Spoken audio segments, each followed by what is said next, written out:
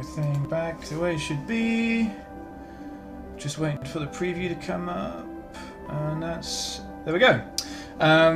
Was sunny and windy as balls. How windy are your balls? Do tell.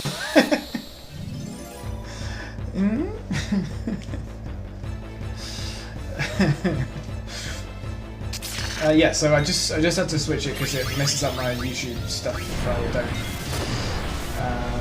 Attacker! Right, what we got? Restores HP and MP of 1. Right, that's cool. Does not damage the enemy by using guild. No, thank you. Let's just attack him. Haru! Lol. In this wind, they are perma sideways. Just a constant rattling against each other. Yeah, it was pretty sunny and pretty windy. I'll give you that, man. I'll give you that.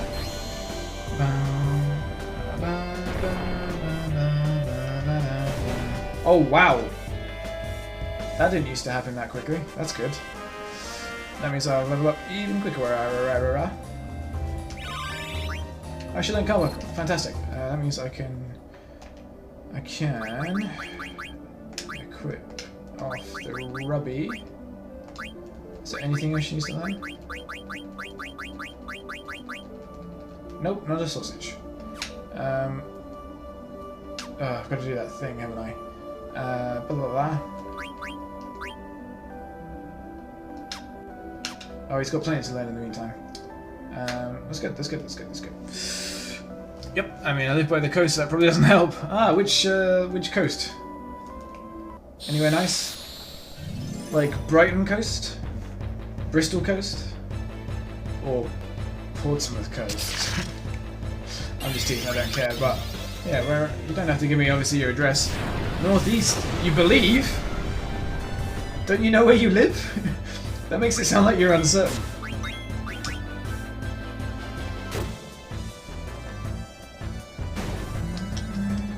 Hartlepool. All right. We're down in Southampton. It's just as windy here. Did you guys get the crazy electrical storms as well, or is it just down south?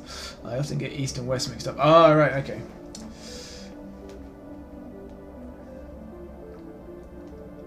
Just do the clockwise thing. So if 12 is north and you're going round, it's either never eat shredded wheat or naughty elephants squirt water. Sun may rise in the east, at least it's settled in a final location. We got a brief thunderclap last night, apparently. Just the one. Don't want to go crazy or anything, do you?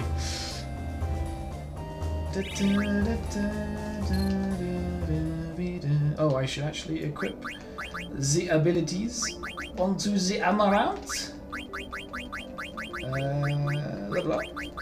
Dink. Counter can only help at this point. Where is Quina? Why is no one questioning the fact that Quina is not around? We're just gonna have to go back through the tunnel? I don't even know what happens at this point. Aloha! What a great game. Was Lurk watching on Gono's screen. Such nostalgia. I love Nine's World Map.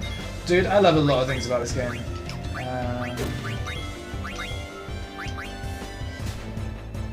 And yeah, you totally are right. It's a great game. Goonie. Literally just the one, and that was it. Call me Goonie, much easier. Oh, it's gonna hug you. That's much easier to say than what I was gonna. I've got to be honest with you, man. No offense or anything. Every time I see your name, all I can see is gonorrhea. Which, yeah, it's much gonna hug you. Much nicer than getting gonorrhea, I imagine. I mean, I've been hugged before, and I've heard tell of what gonorrhea involves. I think I'd always choose hugs. I'll be honest with you. But yeah, it's just those letters. You know how the brain actually just makes just looks at the first and last and all things in between, and doesn't matter on the order.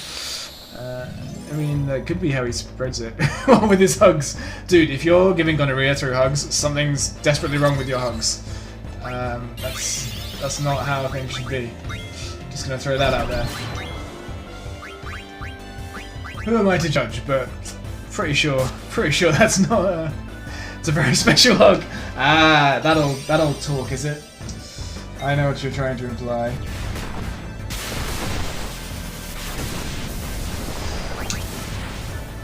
Zap. Cool. So who's played this before? Nicoloca, is it just 9 that you've played? Have you played any other Final Fantasies? Because I would be super interested in knowing what your experience is of it. Because I know Ganahagia, or Goonie, sorry, you've just played a little bit of 7.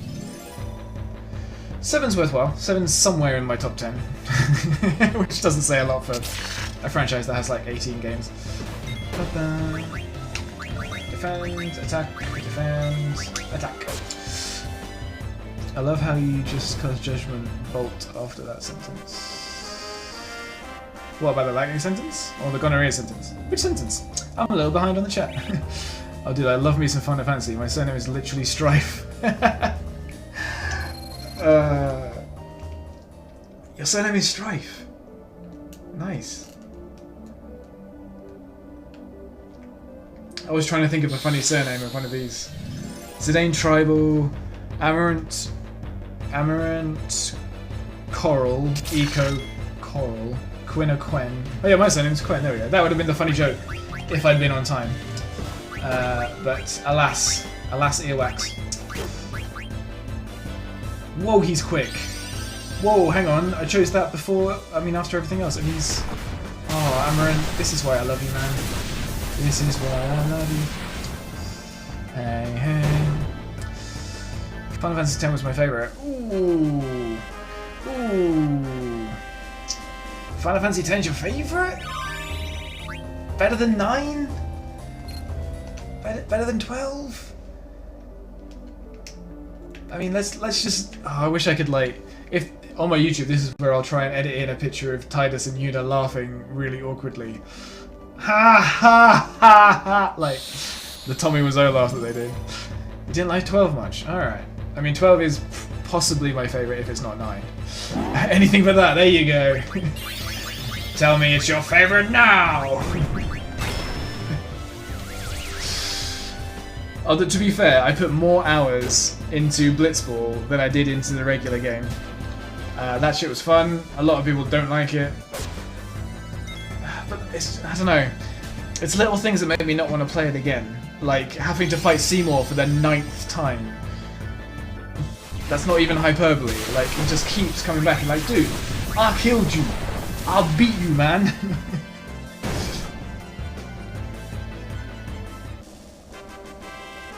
I love the music of OG Blitzball. Yeah, man. Although I will say, one thing that Final Fantasy X has got going for it is not the final boss battle, but the Jekt battle music. The one that was done by Rammstein. That's dope. That's a good boss battle. You can't take that away from him. That's good music, man. What else is good about 10? It's difficult. It's tricky.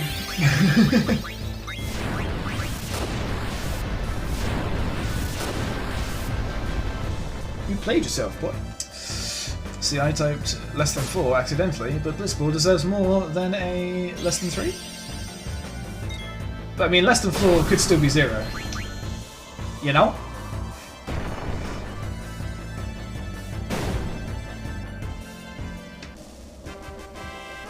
From what I recall reading, it wasn't actually Rammstein, but it doesn't half sound like them. Is that true? I thought it was legit Rammstein. Can someone... We need Googles. Hold on. Everyone stay there. No one panic. It's fine. The internet will resolve our issue. Because I was so sure that was actually Rammstein. New tab. Did Rammstein play the Jekt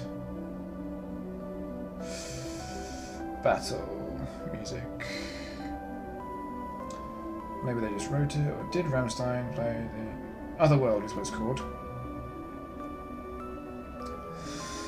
Otherworld theme. Go on, keep scrolling, keep scrolling.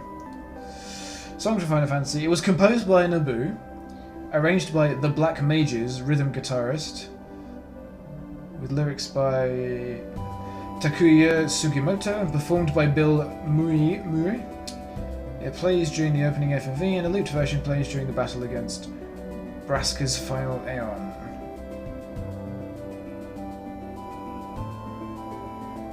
Bill Muir is an English language vocalist, notable in the Final Fantasy community.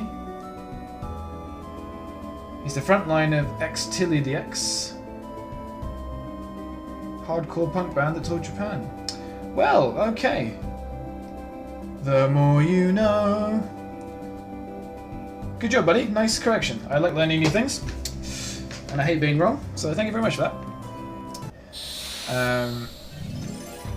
Well, I'm a little bit, from what I recall, damn it, Twitch turned it into an actual heart. Curse you, emoticons! Sorry, emojis you have to say now. No, that's a different brand? I don't care. I'm not going to Google that because I don't care. To the Google Mobile! Bated breath. Ask Jeeves, he'll know. Jeeves doesn't know shit. You say, hey Jeeves, I would like to rent a car. And then he goes, would you like to know how to assemble car parts? No, Jeeves, that's not what I asked you. You just took one word. That's not it. This is the part where you edit in the more you know. The more you know. Yeah, exactly. Just took the last thing off FFX that you liked. I don't understand that, sorry. Have I just ruined the one thing about 10 you could tolerate, however? Yeah, emojis and emoticons, they're the same concept, but they are brands. In the same way that Kleenex aren't the only tissue company, but in America they'll say, give me a Kleenex. Or we say Hoover, but Hoover is a brand of vacuum cleaner. So they are different brands of something. So that's the difference there. No, you didn't ruin it at all. It's still an awesome song. It doesn't matter who performed it. I'll be honest. I probably did one of those things where I either assumed it was Rammstein or was just told it and accepted it. Such an odd branding. It is, man. There are people who sell nothingness. There are people who get paid a lot of money to sell nothing. They sell time on TV shows for advertisements. Like that's a job that's hard to get excited about, in my opinion. Oh god, right, the other day I ended up on a Wikipedia rabbit hole and discovered there's actually an emoticon governing body. That doesn't surprise me. One that makes sure that emoticons aren't, lewd, crude, Barney McGrew, Cuthbert Dibble and Grub. Can you complain about that? I mean, yeah, that makes sense, because if what you're writing is being misconstrued or there's something that makes it, I don't know, maybe religiously unacceptable or offensive, then there needs to be someone that you can talk to. You'd be like, hey. Because it's become a language in itself. So I'm gonna nerd at you. Language has sort of gone round on itself, because when we first started writing stuff, we used pictograms. And that's how, Chinese and Japanese and all the way that their languages started, and still basically it works the same way, is they drew a picture of something that meant something, and then they added different things in. So a computer is an electronic brain. An electronic is a combination of some other stuff, lightning or whatever. That just shows my ignorance of the language, but yeah, and then we got very, very complex, and then Shakespeare came along and invented 400 words, and then we stole words from France and Germany and all over the place. When we went and colonised them to make our language. Just talking about English for that one. And then it's all coming back around again when we start abbreviating words down. In America they do that a lot as well, taking letters out of stuff as well. And then we start using emoticons, and kappa, that now means something to a lot of people, that inherently means sarcasm, which is a sort of a concept defined in a single image. And so it's all sort of coming back around again to just people talking in pictographs, you know what I mean? So, interesting. Didn't think about that. Wait, me or something else? 2 seconds. Oh god, right, today. There's a whole panel of beeping, making sure that all standard across devices and whatnot, so you don't send someone an aubergine and it ends up a donkey on the other end. Yeah, that's another one of those weird capitalist jobs. Yeah, there's a lot of circles in life. A lot of things that join up at the back. I could send you a clip of Eddie Izzard's sketch about that. He talks about fashion as a circle, There's, you know, average looking, and then there's cool, cool, hip and groovy, the edge of fashion, looking like a dickhead, and then it goes all the way around again. And some people cruise that back corner between hip and groovy and looking like a dickhead. That's legit interesting, makes total sense. Cool, well I'm glad I'm not just spouting at you guys and putting you off. So is, yeah, it's really interesting. He does, I mean, I don't know, I'm just quoting Eddie Izzard now, so I might get in trouble for Twitch violations or something. He talks about there being a number problem, like 1 eye patch, cool and groovy. 2 eye patches, oh, hang on, what's happened there? And like a matchstick out the corner of your mouth, looking pretty cool. 2 matchsticks, ooh, looking like a dickhead. Just slip back around that corner. Fashion is weird. As a lifelong goth punk whatever, it infuriates me when that style suddenly becomes fashionable. Nick, do you hate it when your edgelordiness becomes popular with other people? Because you liked it before it was cool? I'm just teasing you, man. I'm just teasing you. I'm just joshing at you. I need to... Oh, nice. 68 and 95. We're almost there. I do, man. No, it's more that all the clothes suddenly are easy to get. Yeah, I mean, that then means that you can pick up some stuff. I don't know. If you're one of these, like, Hitler wore khakis people, or, like, you know... Because I used to be one of them. I'm totally there, man. I've been there. I've been in that goth punk stage in my life. I'm a fashion boy now. I'm not quite a fuckboy, but I just like to dress nicely. I wear shirts. I'm a grown man now. I have to, like, you know, I have to accept my place within the patriarchy. But yeah, it just means that you can more easily find clothes that you might want to wear. Nirvana shirts in Prime, like, yeah, no, that does annoy me, man. That does annoy me a lot. Like bands that the people who are buying them probably never heard of, like the Ramones. Who actually likes the Ramones? Who wears a Ramones t-shirt? I don't even really like the Ramones that much, and I don't buy the t-shirt. I mean, I bought one. I bought one, but still. I had to order our crap over shady overseas stores and pay out the nose for customs. Kids these days. I turn 34 soon and still wear shorts. It's okay to wear shorts, man. Shorts is acceptable. It's not like it's out there. It's not new rave, you know. If you're turning up in a Sonic onesie, that's when things start becoming an issue. No one likes the Ramones all the time. Shorts all the time, or you're like a shorts in winter guy? I mean, that's just poor dress planning. It's not really a fashion thing. It's just that's a practicality thing. No one likes the Ramones. I'm gonna throw that out there, even because the point of the Ramones wasn't to like the Ramones, just like the Sex. I mean, punk was kind of just made to try and sell edgy clothes to edgy kids. It's the truth, man. You look it up. I keep wanting to say Vivienne Westwood. That might be true. I think it's Vivienne Westwood invented punk as a fashion, and then the music came along with it. Just like Avril Lavigne couldn't sing, they're just like, hey, we need like a skater girl. We want to try and get female role models. That's what the word I was looking for. Into music. You can't sing. It doesn't matter. You're cute and you look good in skater outfits. Write some songs, or here's some songs we've written. We'll auto-tune some songs for you. But then she got good, and then she got weird. But anyway, same thing with punk. And I think the whole point of Ramones was just this sort of like, I don't know, man. There's gonna be a whole bunch of Ramones fans now, like, what? What did you say about the best band in the world? But I don't think they will, because who the fuck likes the Ramones? Fight me. Fight me.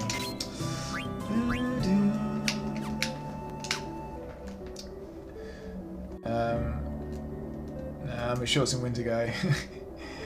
You'd be damn cozy. You would definitely be cozy in a Sonic onesie. In the same way that the people who dress up as mascots in fast food joints are cozy, in that they're sweating out of their anuses. But sure, cozy. We'll go with cozy. I find it so hilarious that Avril married Chad Kroeger from Nickelback. Two of the most hated people in rock. Like, we should bang. We should intensify the hatred. Calling out the one fan of the Ramones. Yeah, fight me, you one person.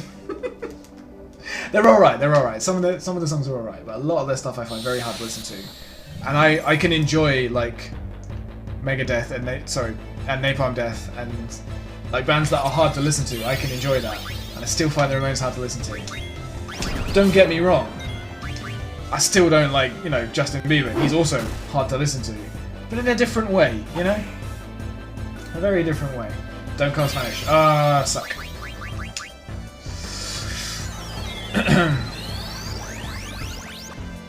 They both get so much crap for being generalized rock pop. They clearly bonded. It's beautiful, yeah. Does anyone ever, like, you know, just hate you? Yeah, me too. Wow, we have so much in common, yeah. Should we bang? I don't know, I'd have to ask my producer for permission. That's clearly lead singer's mum. Dude, if the Ramones lead singer is still alive, she old, man. She real old. Yeah, punk is totes and kinda maybe not. I love most music. No, there's lots of punk songs that can be enjoyable. It's just the Ramones that I find particularly abhorrent. If I'm being completely honest with you.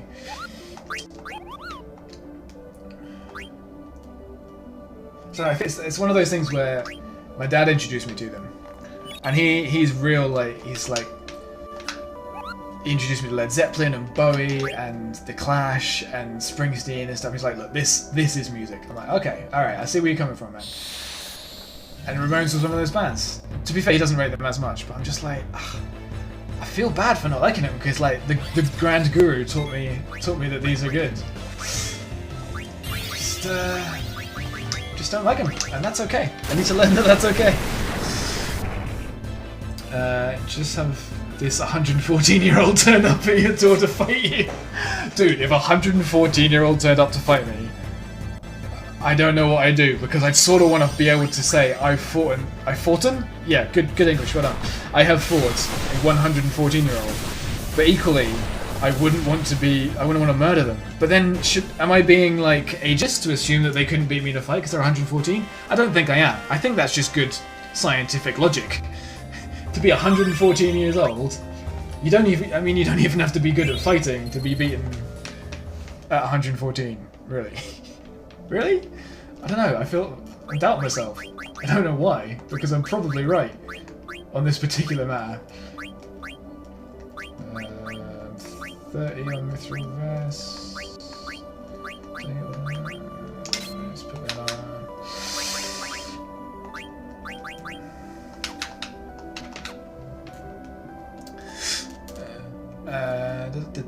Oh, did you hear the oldest person died yesterday? They were 117. I mean, they probably are relieved. Let's be honest. It's not that it's ever nice for anyone to go, but they probably had enough. I'm just gonna throw that out there. If I'd had 117 years of life, I'd be like, if someone was like, "Hey, you're gonna die tomorrow. Is that cool?" I'd be like, "Yeah, man, that's totally understandable. I've had my fill." If you defeat them, you gain their power, right? Well, the power of a 114-year-old? How are we defining power? Because in a lot of, like, Asian cultures, that would certainly the cartoonized, you know, fantasy stuff. They're like, the more ancient something becomes, the more powerful it becomes in terms of magic, right? So I'm talking like anime and shit like that, right? But the physical, like, lifting ability, like, I know it's not all about lifting heavy weights, but just that alone, I feel like maybe I don't want that power. Would it add their minute strength to my strength? Because that's fine, I'd take that. But does it change my strength to their strength? That's. You need to read the small print in this power transfer shit, man. It's only if you eat their heart as well. If you go by which culture is that? I think that was Native American. No, maybe that was Mayan. I'm getting my American history mixed up. Someone help me out. Who ate the heart and said this will make you strong and stuff? I'm pretty sure that was Mesoamerican tribe. So Aztec, Mayan, and the other one. You know the guys. I can't remember. You played yourself. Oh, hang on, I'm behind. Oh shit, I don't know how to scroll up. Fuck. Toads couldn't get into the band. You're asking the proper important questions in life. You showed me some more music from that area. To be fair, I wouldn't want to be that that old. Yeah, getting the power of achy knees. Yeah, is that a power? That's a condition. That's a status effect on most games. Dodgy knees. Imagine how many skill points they'd have being that level. Mad XP. Yeah, man. If you're in D&D and you're level 114, oof. That's a lot of divine feats. Aztec era. They're not necessarily the same era, but it's that area of the world is what I was talking about. But yes, I'm afraid of the rabbit hole this Google search will start, but here I go. What did I just get you to do? I'm not sorry, but I just want to know what's coming.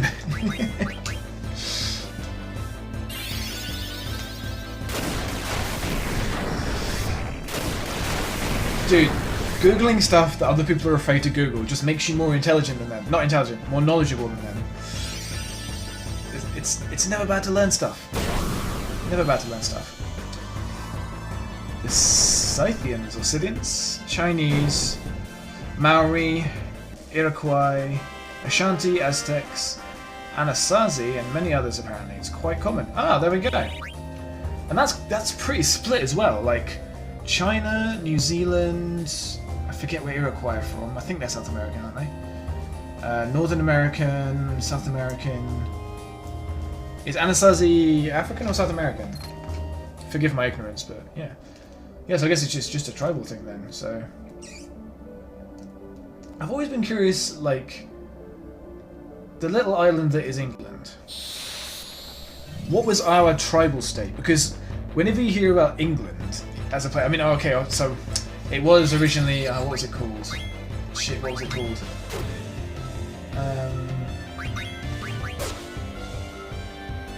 Not Valencia, that's something different. It began with A. It began with A.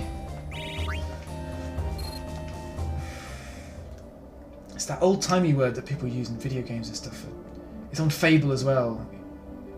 Albion.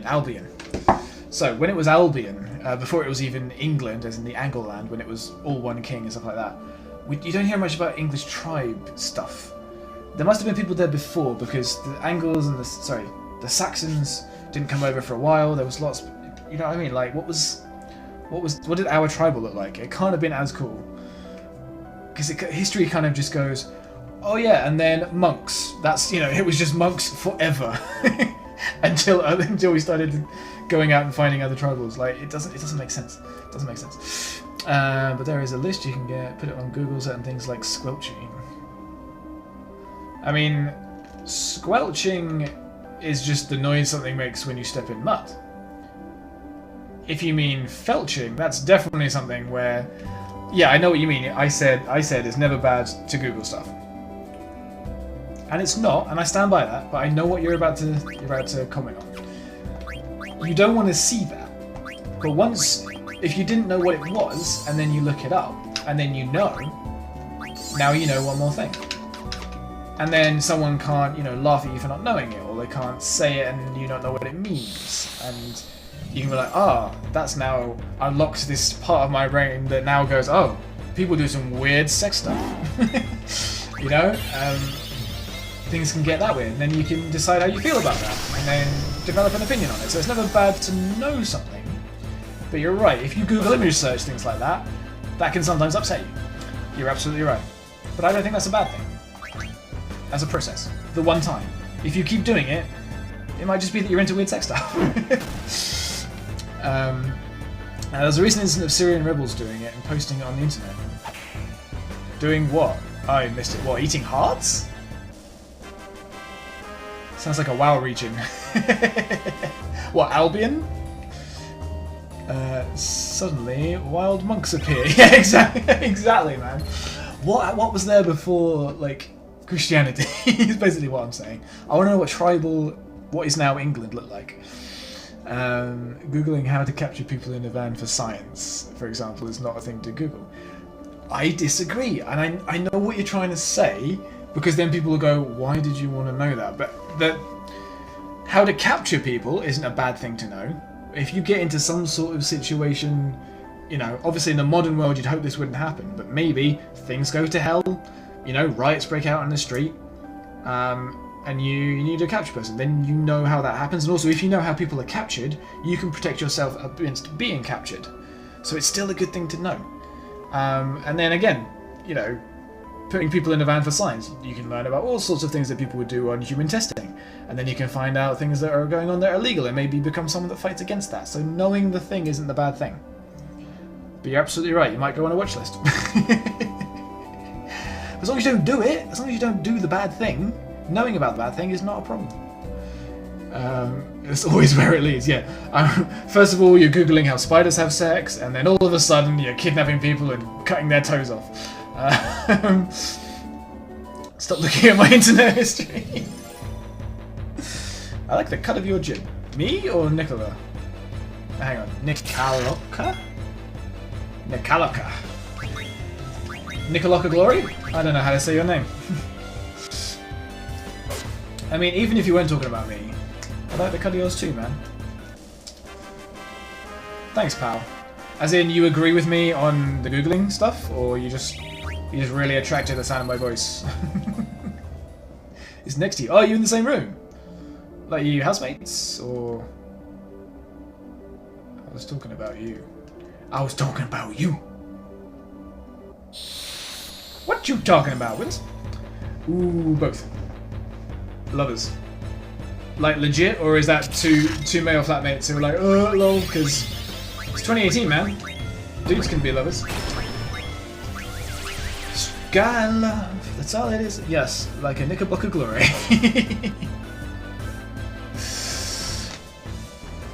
Oh, Nicolocker. Okay, that makes more sense. I got it. Cool. So you guys are into each other?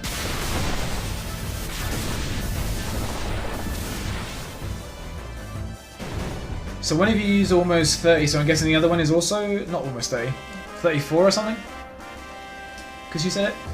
Is the other one also in their 30s, or is one of you like a cradle snatcher?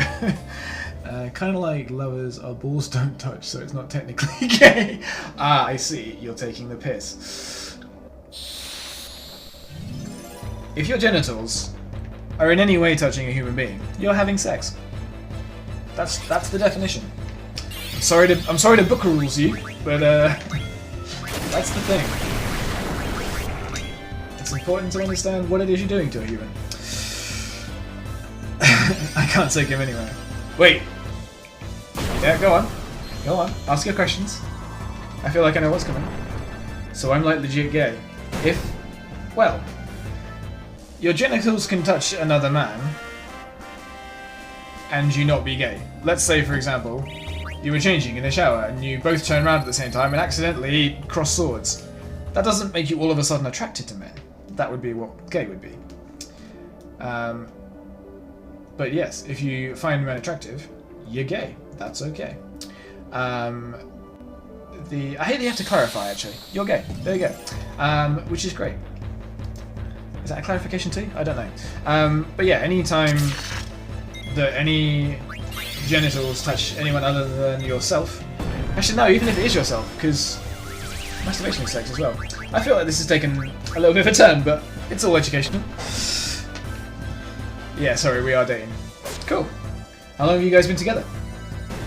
And how did you meet? Let's do the gross, like, double date thing where we ask us questions about our relationship and not about our actual lives.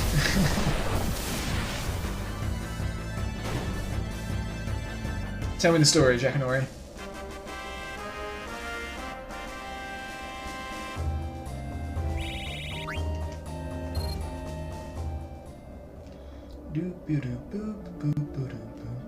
Oh yeah, he learned the thing.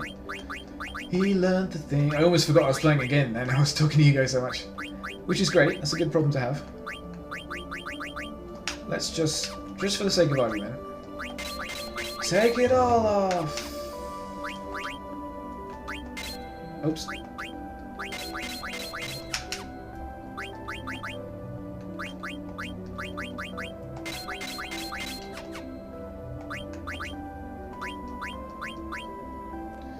I know you haven't finished learning that yet, but you need to have ability up.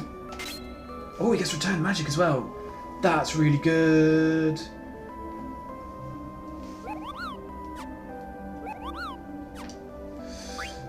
He's learning that, he's learning that. Learning all the things. Oh, and he's almost got level as well. Excellent. Ability. Where are you? God, I'm dying here. I'm sorry if this is weirding things up. I'm laughing my ass off. No, man, it's cool. Glad you're having a good time. I mean, technically it's gay to touch yourself, and everyone is technically gay. No. Because you're not touching yourself because you find yourself attractive. So, yes, touching yourself is sex, but no, it doesn't make you gay. Because you're not touching yourself because you're like, oh my goodness, I love my dick. And even if you are, that might just be, not nepotism, the other one.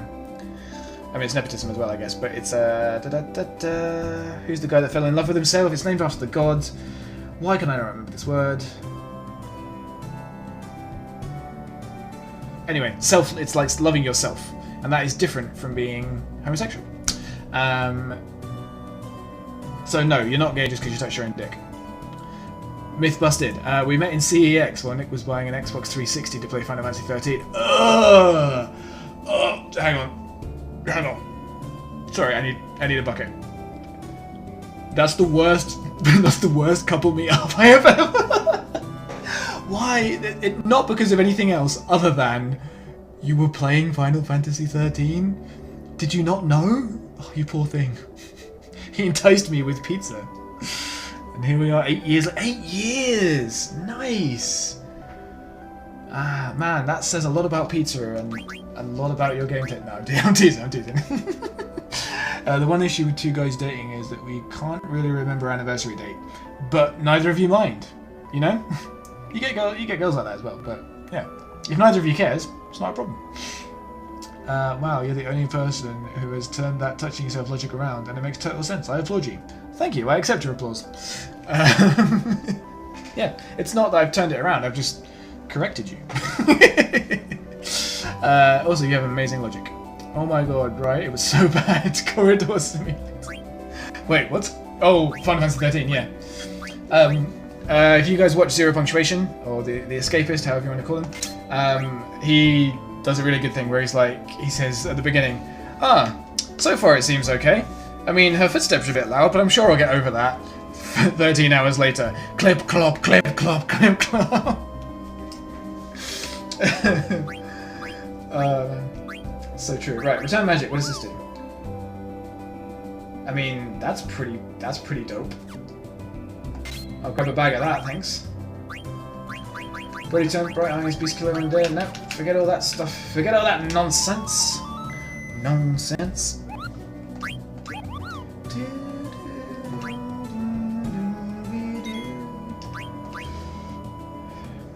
Guys, thank you for hanging out, because I have to do a lot of this, like, grinding for this stream. I'm gonna go and do a, I'm gonna do a one level one where I try and get Excalibur 2, where you have to complete the game in 24 hours, or 12 if you're playing the original, maybe, I don't know. And sometimes it's real difficult to stay awake, so I appreciate you guys being there.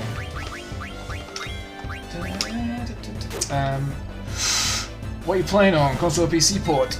They released Final Fantasy IX for PC on Steam. So, cheers. And I still have it on PlayStation 1, which is what the console that I would be playing on normally. But to go and get like a whatever you call it, something card, capture card, and line it up for a PS1 versus just spending £9 on it, or 16 quid or whatever it was, I'd rather just do this. And then it's a nice thing to stream, and I can be like, hey, people who haven't played Final Fantasy before, this is the first game that I ever like fell in love with. Which again always sounds really bleh, you know, but it's true. It's, you know, I really, really loved it. I was like, what is this new world that I have not yet experienced?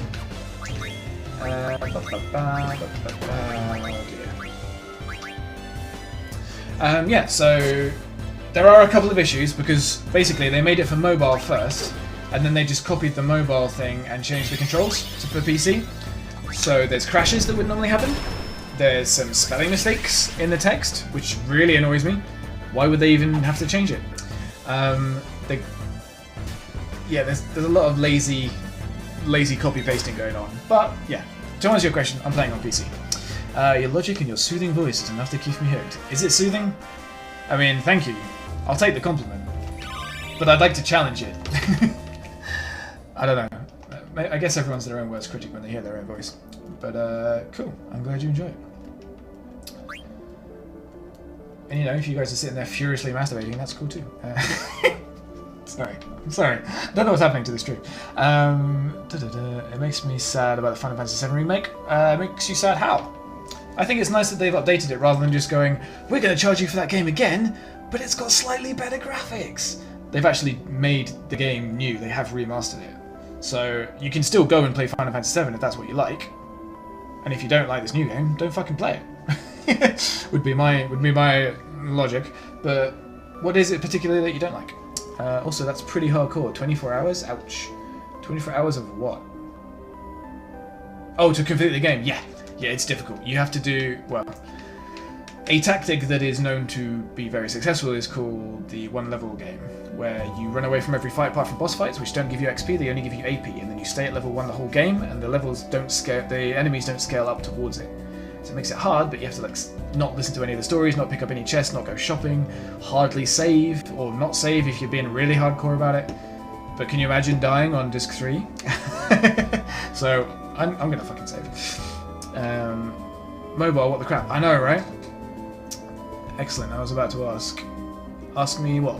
Ugh, I hate that about remakes and bad ports. Yeah, it sucks. No, but it wouldn't have been slightly... Wait, you're about to ask if you're allowed to masturbate? I think I got what you meant. No, but it would have been slightly better... I should probably play the game. I will be there in 2 seconds, man.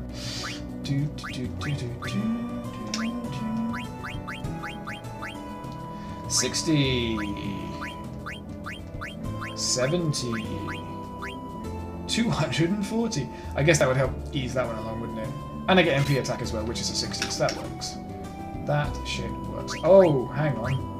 Ha, they're all naked. You know what? I'm alright with it. I'm gonna reuse a tent though. Nah, but it wouldn't have been slightly better graphics, would it? Final Fantasy VII is ugly as hell. Mainly though, I am sad that it's not turn-based.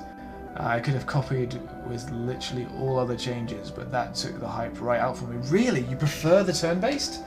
See, the reason that why am I saving? The reason that I really love 12 is because it's not turn-based. It's not that I hate the turn-based games, but especially when you have to grind like this, it adds like, you know, 1 minute for every 15 seconds that you would normally be fighting. And all of that added up across all your fights, it does rob a little bit of the like seamless flow of the game.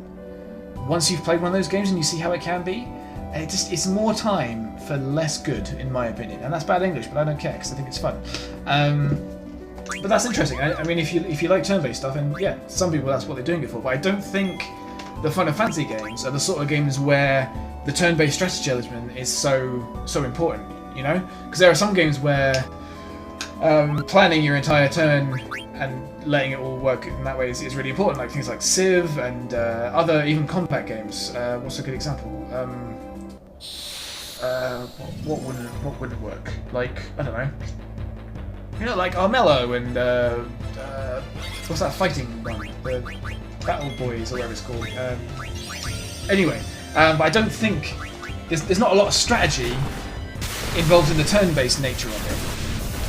There's strategy involved in what attacks you use and combinations of things that you do, but the fact that it's turn-based doesn't really add any difficulty or anything. This is my opinion. Correct me, obviously. Well, not correct me, but tell me what yours is. But I want you to learn something else.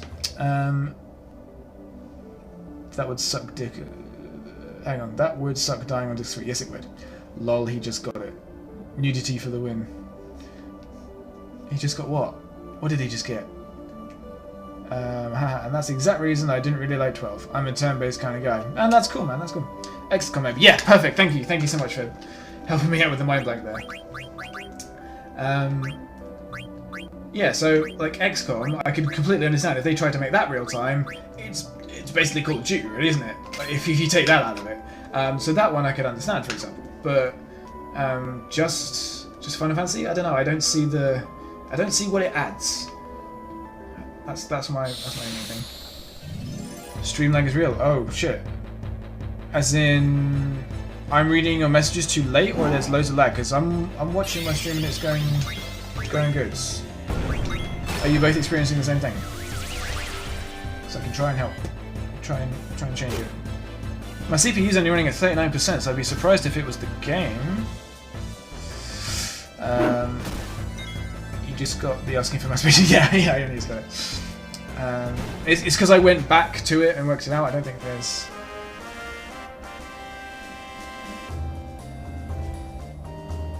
The chat lag.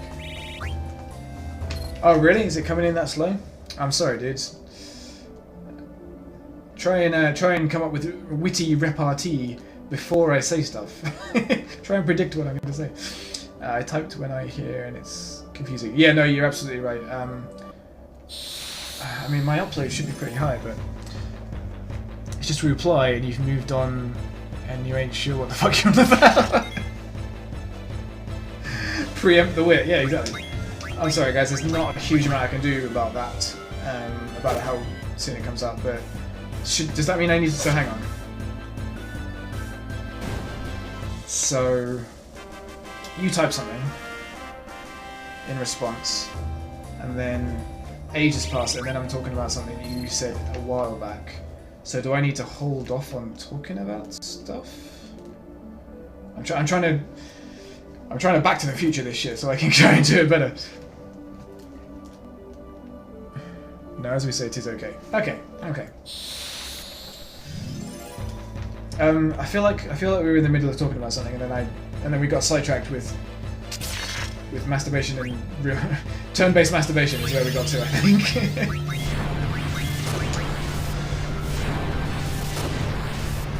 Oh, don't change anything, my friend. You are doing perfect. Oh, that's very nice of you to say. I super hate doing this, but I'm really close to getting affiliate. If you guys haven't followed already, I would really appreciate a follow if you are enjoying yourself. If you're not, I don't deserve it, so don't give it to me. But that's just a prompt.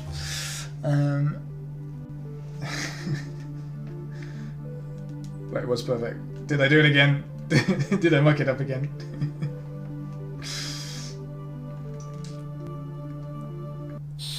Now, turn-based masturbation would be the ultimate blue balls, and already followed. Okay, we are enjoying and have followed. Hey, I'm super appreciative. Thank you very much. Oh yeah, there it is. At 20:56. Oh shit, like half an hour ago. Thanks, man. I should read that other side of my my streaming software. It's blue balls. Is it blue? No, because blue balls you never get it. Turn-based is you just have to wait for it, so that's just teasing. Or edging. Or maybe even tantric masturbation. Is that a thing? No, because tantric sex is just edging with friends. Yeah. Yeah, it's edging. Not blue balls. Logic strikes again. I'm sorry, I can't help myself. It's real frustrating after a while, and I appreciate that. But, edging with friends? Yeah. Hey, if you can come up with a better description, man, you let me know. That's what tantric sex is. Like mount your friends but slower paced. It's kind of the opposite. It's like get all naked and tell your friend you're gonna mount them at some point in the near future, and then don't for ages. If we're using your analogy. Is mount your friends a game? I bet there is a tantric solo. It's just edging, dude. It's the same thing.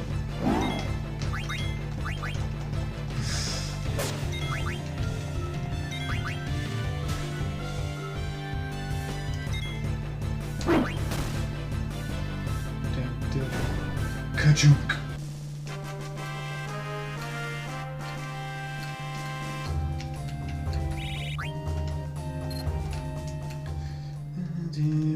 Right, I need to... Also need to check that these guys don't need to learn anything else. I might be wasting time, because I did that before. Oh, I really wish really wish people would work out where Quina is, because my goodness gravy.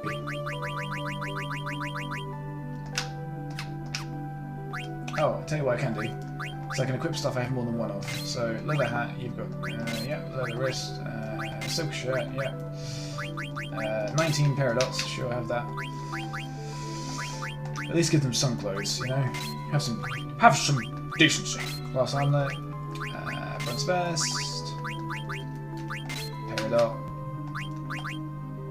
You're all good for now. Hat, sure, why not? Oh, Vivian might be wearing something he needs. Ugh. Cotton robe, sure, why not? And Peridot, yes. Okay, there we go, that's a bit better. Let's save it up, just in case we freeze. Be right back and eat a coffee. Do you want a coffee? I take it you're asking Nick. Because how are you going to get me a coffee? Unless you guys like are in my house, in which case this is no longer okay. I do not consent to you guys being inside my house. I totally don't remember this game, just the vague concept of this game. Well, Final Fantasy IX. I mean, I'm sorry that you came in the bit where I'm learning stuff, but as soon as I'm done, I'm going straight back into the story. So you're welcome to join us again. I can summarize while we're talking as well. Now, fighting naked boosts dodging. I don't know. I'm not sure whether I agree. I can't find anything to fight the logic, but I feel like it might affect you mentally. That might, yeah. Was his the one with the card trading, or is that 8 or 6? 9 has it. 8 has it. I'm not sure about 6, I cannot remember, / I'm not sure if I've played it all the way through. But yeah, 8 and 9 both have card trading in them. It involves a lot of travel and coming around, like... I mean, to be fair, would you fight a naked man? Yes! If I needed to. I mean, I wouldn't go out and just fight anyone for the sake of it, ever. But if someone was attacking me and they were naked, I wouldn't just let them do whatever it was they were trying to do that caused me to fight them. I'm not scared of a penis. I mean, it's not the penis that's gonna hurt, is it? Let's be honest. Oh, okay. I know. Okay, let's not get into that. Let's not get into that. That's not where we're going. I'm drawing a line there. But yeah, no. Him being naked doesn't change his combat ability. You know, unless he was like, hey, I have a lot of really contagious diseases on my dick, and I'm gonna rub it on you. Then I'd be like, okay, I will try my best to run. Yeah. Get your coffee, man. Get your coffee. I'll still be here.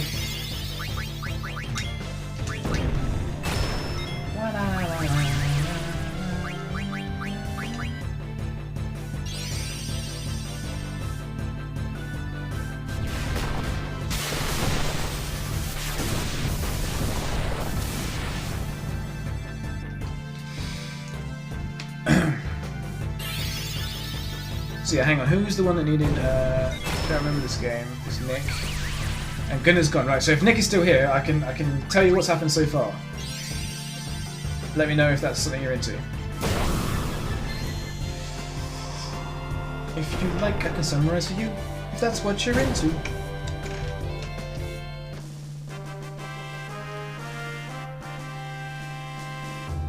I mean, it might be nice actually to do a recap anyway for the YouTube videos as well, and anyone else is watching. Please do, though trying to explain a Final Fantasy storyline can often be futile. I mean, just because it's Final Fantasy, it's no different to any other story that's ever told in life. Cool, so let's start at the beginning. This little monkey boy here, this is Zidane. He's a thief. He is part of a band of thieves called Tantalus. And you start off the game as them, and their mission is to kidnap a princess, because you've been paid to kidnap her. That's all the information you get. Then you play as Vivi. I don't know if you guys saw, but the little guy with the hat on, he's got a little hat, he's got a little staff, you can't really see his face, big yellow eyes. And he goes to see the show that Tantalus are putting on. They're pretending to be a theatre group to go and kidnap the princess in Alexandria. So you go there, Vivi goes and watches, they try and kidnap the princess. The princess is actually also trying to run away, for her own reasons, and she asks them to kidnap her. And he's like, well, this works well. Vivi breaks in because his ticket's fake, and then he accidentally gets involved, and they can see he does magic, so they take him with him. And they kind of feel a little bit sorry for him, and there is a guard called Steiner, who's like sworn duties to protect the princess, and he tries to stop them from taking the princess, and they all end up together, flying away, and the queen tries to blow them all up for stealing her daughter. The ship crashes in the forest. Vivi, I do remember. One memory that sticks out is him skipping. Yes, that. In fact, that's one of the achievements I have to do. When I finish the game, one of the achievements is getting Lord of Rope or something? Lord of Jumping? Jump Rope Lord? Anyway, 1,000 skips with him, yeah. Anyway, yeah, so they all end up. Garnet, which is the princess, who I've called Sarah, Zidane, Steiner, and Vivi. They all end up crashed in a nasty forest. They escape the nasty forest. One of Zidane's friends gets turned to stone, but they all manage to escape. Then they start seeing this little town called Dallas. Is it Dallas? Dali, sorry. I was playing Divinity the other day, so that's why it's in my head. And they see lots of Vivis being made, but like bigger, proper versions, when he's like a kid version.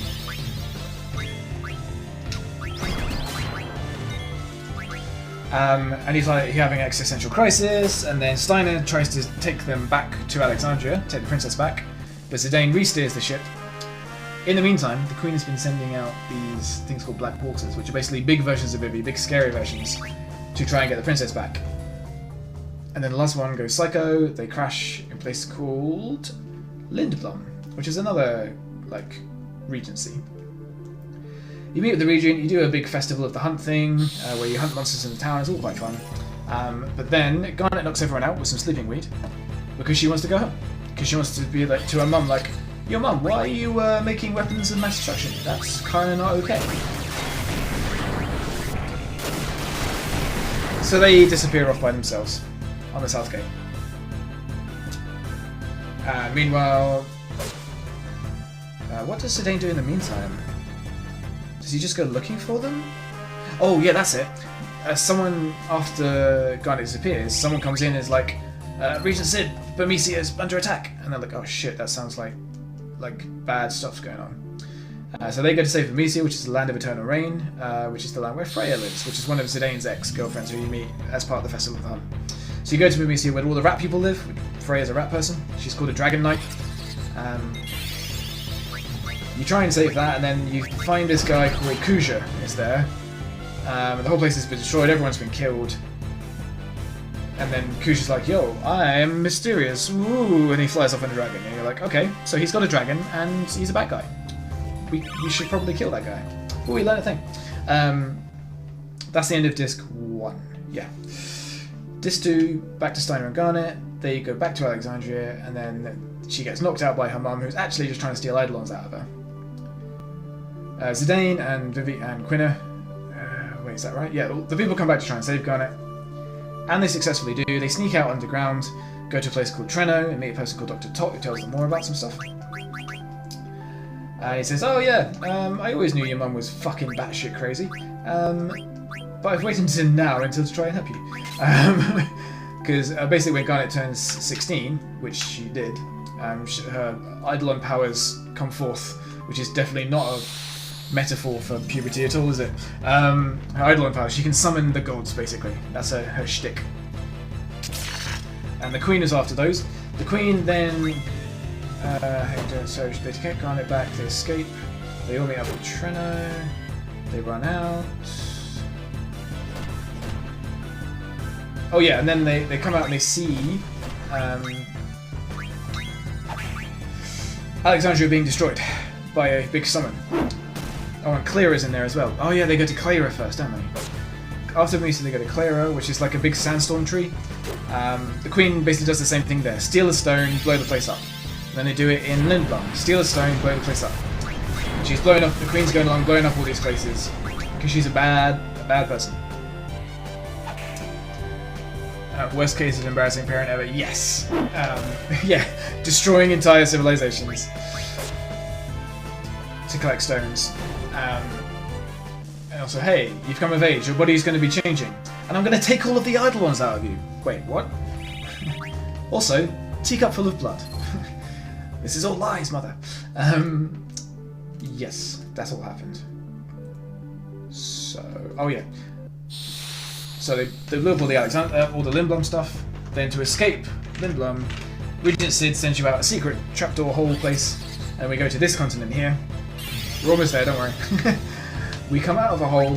The Queen sends some nasty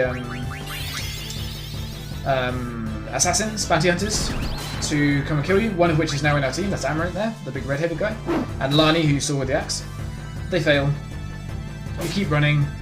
You go to Condi Pete, which is a great little place with lots of little Scottish dwarves. The characters get married, so Vivi marries Quina and Zidane marries Garnet in that one place, just to get passage out.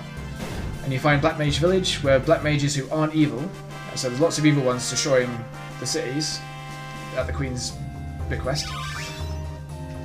But there's non-evil ones that all made a little city together in a secret place where the owls don't go. And then Vivi's like, oh. And then he learns about the concept of stopping rather than dying. And that knocks him for 6 a bit.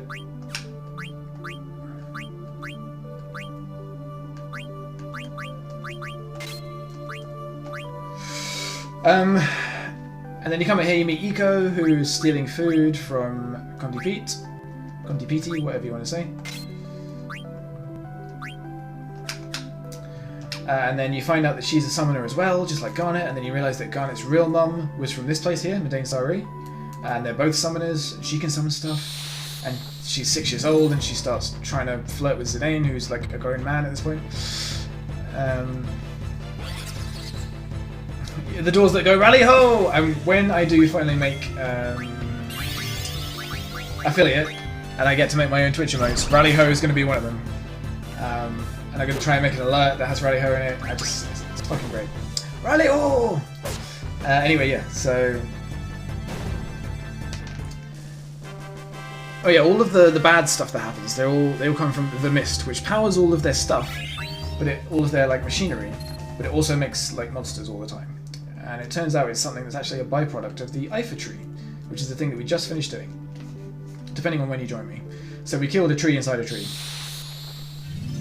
Excuse me, hiccups. And killing that stopped all of the Mist. So we've done a big old cleanse of the planet. And then Amaranth joined us, which you saw. And so now the next plan is to try and find this Kuja guy, because we've stopped the Mist, but we need to stop Queen Brane from summoning Eidolons and destroying places, because they're going to try and blow up the world. And also, Kuja seems more dangerous than the Queen, so we need to kill him, basically. This music, the music from the outside, yeah. Oh, well, I'm glad you enjoy it, because you're going to have to listen to a lot of it. I can put some other tracks on there if you guys want to do some DJ. DJ. It's okay on Twitch to just play songs in the background, right? I mean, it must be. I guess I'll credit the artists or whatever. But yeah, if you guys want to... Oh, you can't post links. I would have to change that in my settings. I mean, just tell me the name of the music and I can look for it, I guess. Actually, no, I've changed my mind, because I've just remembered. This thing is crap, where if I click onto my second screen, it doesn't...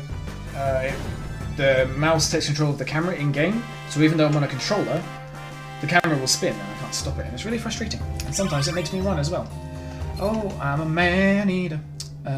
No, I like it. And did you say that you have a YouBoob channel? I have a YouTube channel. I'm assuming you were just being funny, but if YouBoob is an actual website, which, let's be honest, it may well be, I don't want to admit to having one of those, because you will be disappointed, sir. I'm never sure of the rules on Twitch. I see some people doing like track requests. Yeah, me too, loads of times. No, you don't need copyrights, because you're not making money from it. You're not saying it's your music.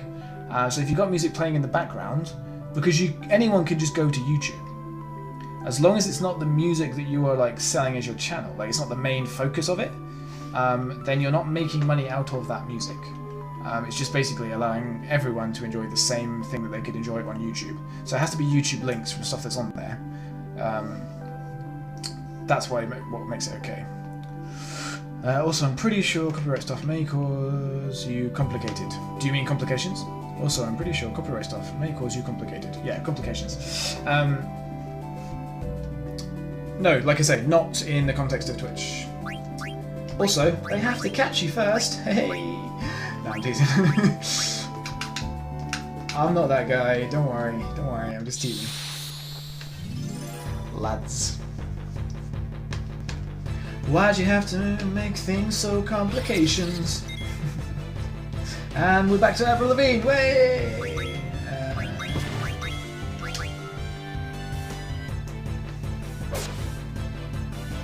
Cuckoo. I'm sure if a YouTuber puts even a few seconds of music, they can get a strike. We've uploaded a video of us in Amsterdam once, and they muted it and got a strike because of the music in the background. Yeah, YouTube's weird like that. You're absolutely right, that is a thing. And if you play more than a couple of seconds of like a film, then you have to like warp it or change it in some way.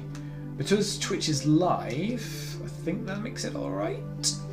I don't know. I mean, people do it and it's okay. Twitch has an integrated system whereby people can request songs. So it's got to be okay by their rules, right? You know what I'm saying? YouBoob is totally a thing. It appears to be an X-rated hot or not. Ah! So what, you just go in and vote on breasts? Is that the... am I understanding the game? Is that how you play? That's such a meat market website. What a horrible... yeah. Ugh. Not only are we going to objectify all of these women, but we also want you to turn their body into some sort of 10 out of 10 rating system. Squeezing their self-worth into one little number. Well, there's more erotic pictures than just boobs. Than just boobs. T-H-A-N. Don't be that guy. Come on, gonna hug you. Come on now. More erotic than. Not more erotic than. Because then you're saying there's erotic pictures, and later on, just boobs. If you continue for longer, it becomes just boobs. Do your Englands. Told, yeah. Yeah. What did you just learn? Bone wrist. Wep. Oh, hang on. And power belt. Nice, that's the biggest one done. So we got 60. Oh my god, my back is in such pain. 70. It's probably going to be the winner, isn't it? Yes, sir, Bob. Okay, let's do one of those save things. I might do a 10 as well. I mean, I can't help being stupid. That's stupidest. No, you're stupidest. No, it's nothing to do with being stupid. It's a very simple mistake. I make simple mistakes all the time, just like every other human. But if we don't call each other out on our shit, then none of us ever stop making mistakes. Hey, no, you're the stupidest. No, that would be stupidest, as you have spelt it. Not stupidest. Did I even save? I was too busy talking about grammar. I'm comfy eating biscuits now. What, to make you feel better about your English, or just because biscuits are delicious? Either is acceptable. Look at him, so cool. When you miss him, he's just folding his arms. He's like, yeah, I'm what? You and what army?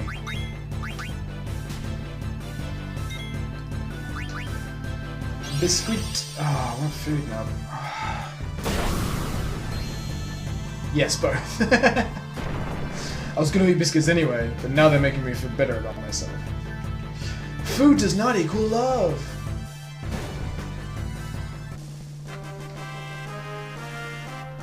Pretty sure it's not a word. I'd be the most stupid. Correct! That is correct. You're right. I was correcting the wrong thing. You're absolutely right. But then it wouldn't have worked, so I stand by it. But biscuits are delish, and it's like an English law to have coffee with biscuits. I mean, if we're talking about English law, it would be tea, motherfucker. But, you know, whatever. Oh, cool, he's all done on the hats. He's all done on the hats.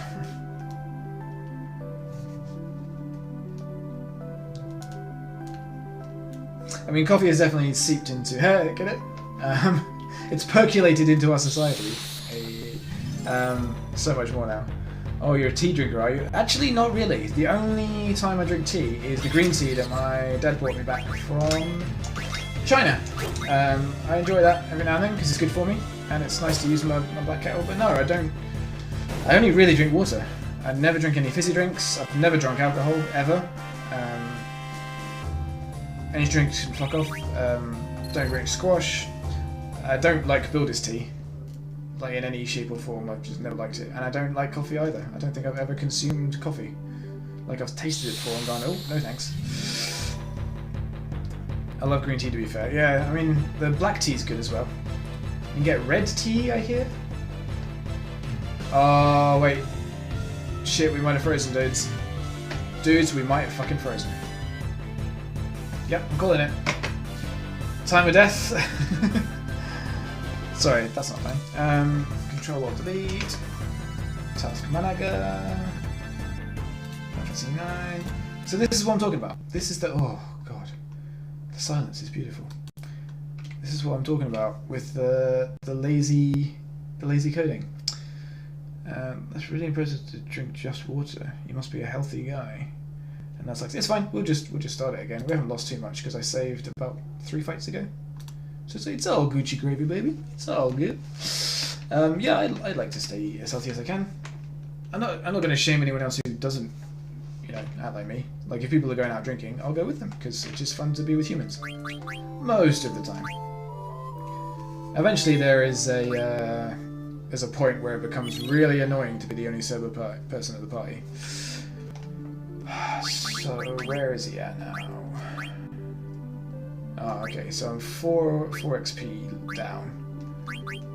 Yeah, 4 XP down. Cool, let's keep going. I exist on energy drinks and cigarettes. I'm like your exact opposite. I mean, certainly less healthy. I don't think we're opposites though. I mean, we've got the same genitals. Not exact same genitals. That'd be a bit weird. I don't know how we would ever work that out. I mean this in no bad ways, but whatsoever. But you fascinate me. You have impeccable logic. Oh, are you gonna start flattering me? Because I don't know, man. Nick's gonna get jealous. I'm gonna get hard on. I mean, I'm gonna get all embarrassed. Did you just assume my genital? Yeah, I did. Because, in fact, no, I didn't assume. You told me. When we were talking about genitals touching.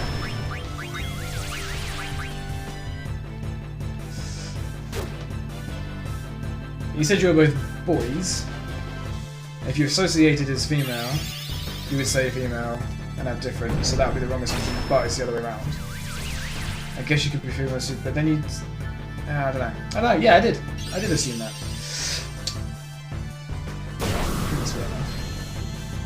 Oh, the old sword fight incident. Yeah, exactly. See? I didn't assume nothing. I didn't assume no things.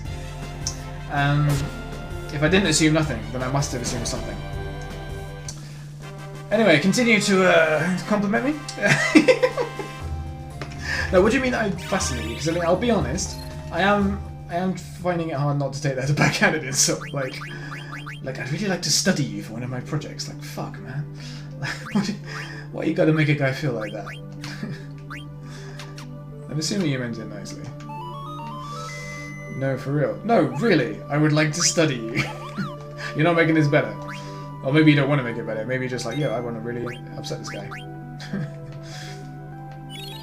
My logic is not impeccable. I probably should have addressed that earlier, but I was just enjoying it for a second. It's not impeccable. I haven't laughed at the stream in ages. Again, I'm going to take that as a compliment too, even if it's not.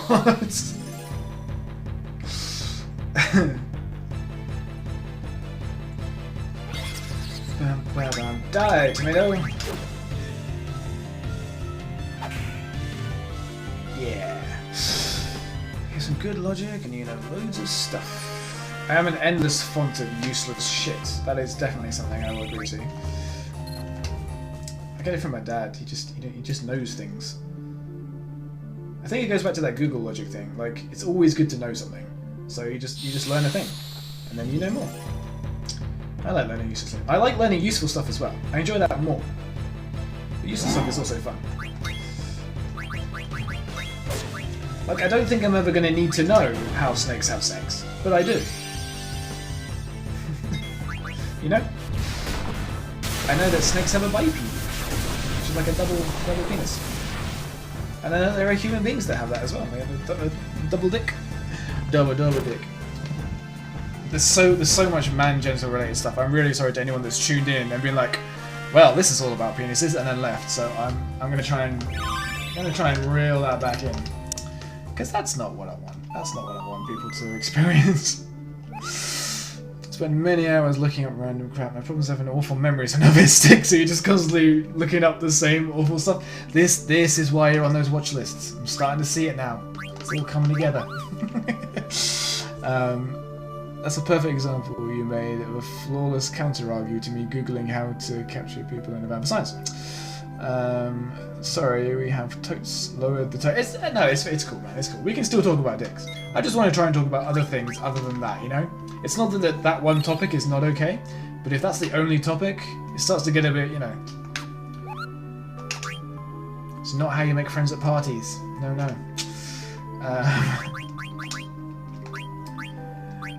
Oh, it's not how I make friends at parties. I don't know about you guys. You guys with your penises and your... Sorry, that was me trying to do like an old man who doesn't understand what gay is, but it just came out as me being really ignorant, which I guess is kind of true too. Hey. You made the same joke, probably at the same time that I made it, but I didn't see it until now. I can see how that would be frustrating. I apologise. You kids with your bread parties and your and your sword crossing and your bukake.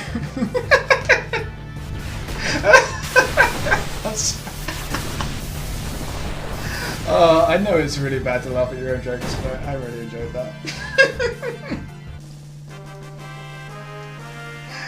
What's this butt cake I hear so much about? No, to be fair, that's how gay parties go. Just sword crossing and holding hands. At the same time? You can confirm. Hold on. Gay parties? Like, is it just a party? Like, what makes a party a gay party? Do you only invite gay people? Isn't that bad as me only inviting straight people? Or maybe, like, you know what? I just want to keep back with some gay guys, because I don't want to have to keep explaining how this shit works.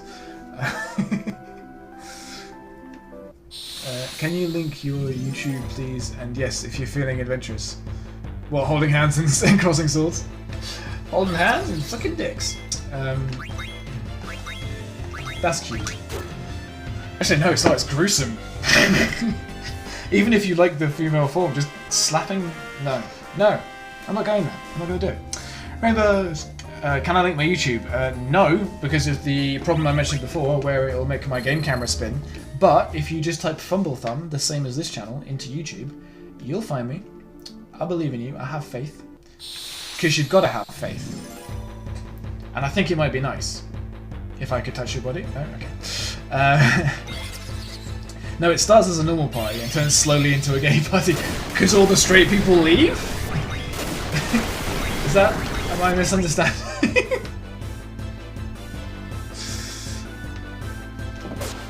You're like, oh yeah. Well, that's the right play to your audience. That's right, play to your audience. Now turn them gay. Ooh, now, I know you were just teasing, but let's have a conversation, right? If I was to say that I could fix you, if I could turn you straight again, yeah? That'd be pretty offensive. So I'm gonna say that it's as offensive the other way around. You know? You know? You see where I'm coming from? So let me go with boy band music and rainbows. If boy band music is what's gonna make me want to be the thing that you're trying to make me, you're doing it wrong. You're doing it wrong. You know, Westlife 5, S Club 7 isn't a boy band, but it may as well be. Let's be honest. See, this is exactly why I like you. Good. I'm glad. But that's exactly why I might not have liked you if you'd gone with that logic. So, you know. Why you like you. Ah, good, I missed that. That's fine. That's fine. Yeah, using boy band music, the only thing that boy band music has ever made anyone do is donate to charity. Let's be honest. That's the only time it's ever been effective. Sorry, I'll correct myself. Donating to charity and making teenage girls buy anything. And apparently gay guys, I don't know, is that... If Ronan Keating told you to walk off a cliff, would you do it? Words don't offend you when you're a sensitive sausage. I'm going to avoid the incredibly easy innuendo there with sensitive sausage. Because that's just low-hanging fruit. Which is also an easy innuendo.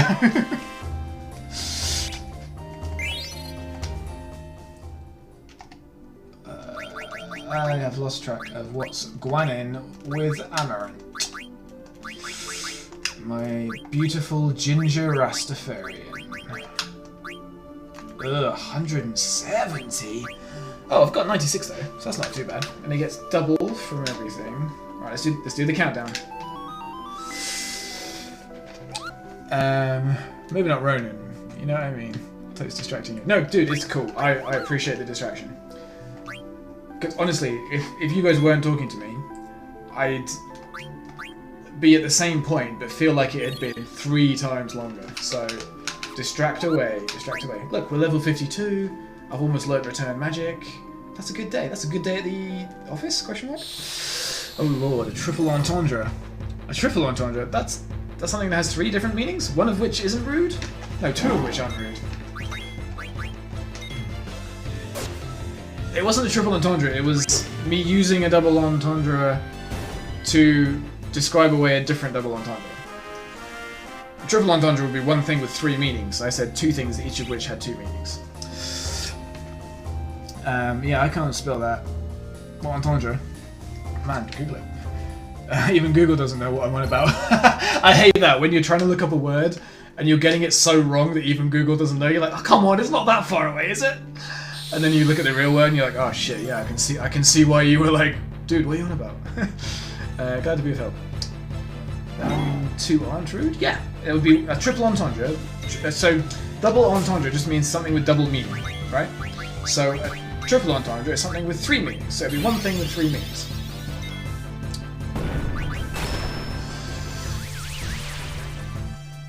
Entendreception. I know what you mean because you're using the film. Oh, Amaranth's tranced.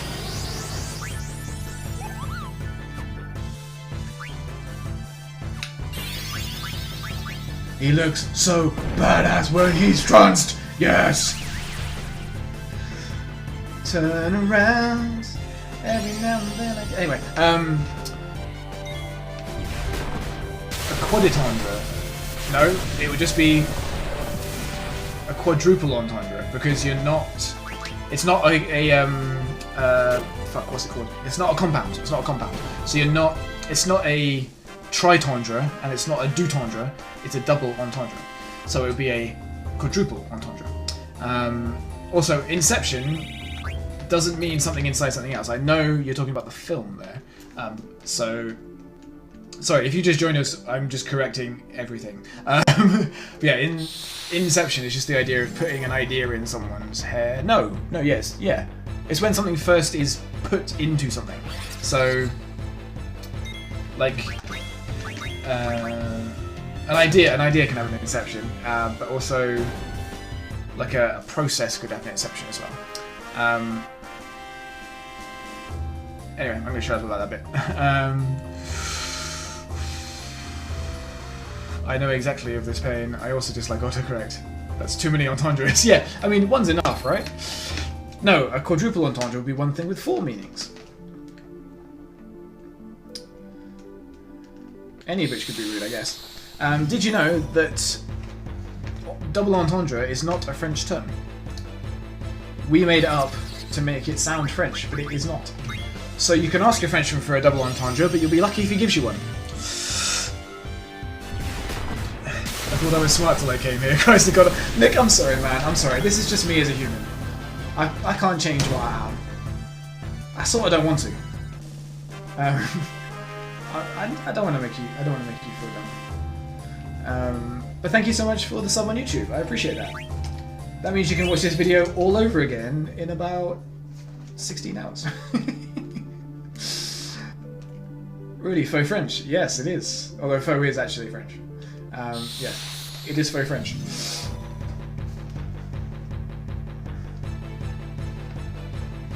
So yeah, if you go to France and you say double entendre, they'll be like, that's English, but cool.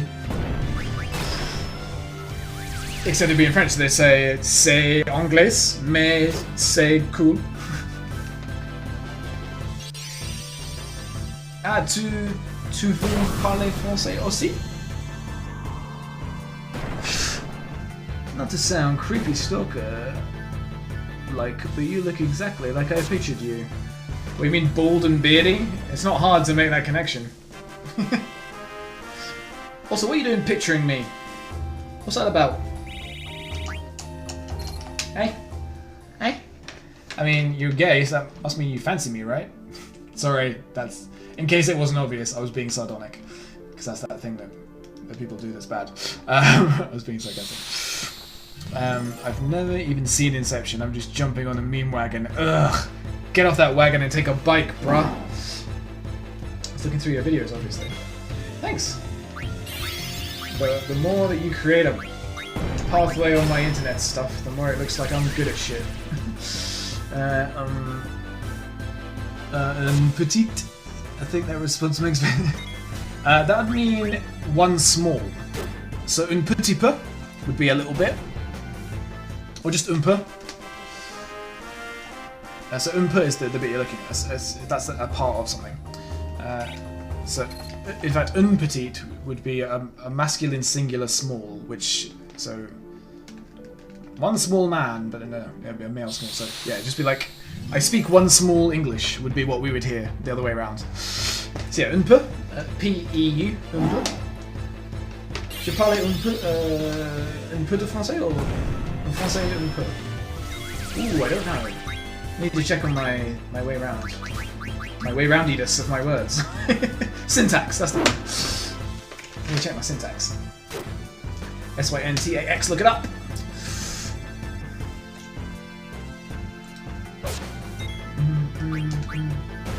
Please, seriously, look it up. I might be wrong. I'm pretty sure syntax is like the order in which words are the way round in which words are. You see what I did?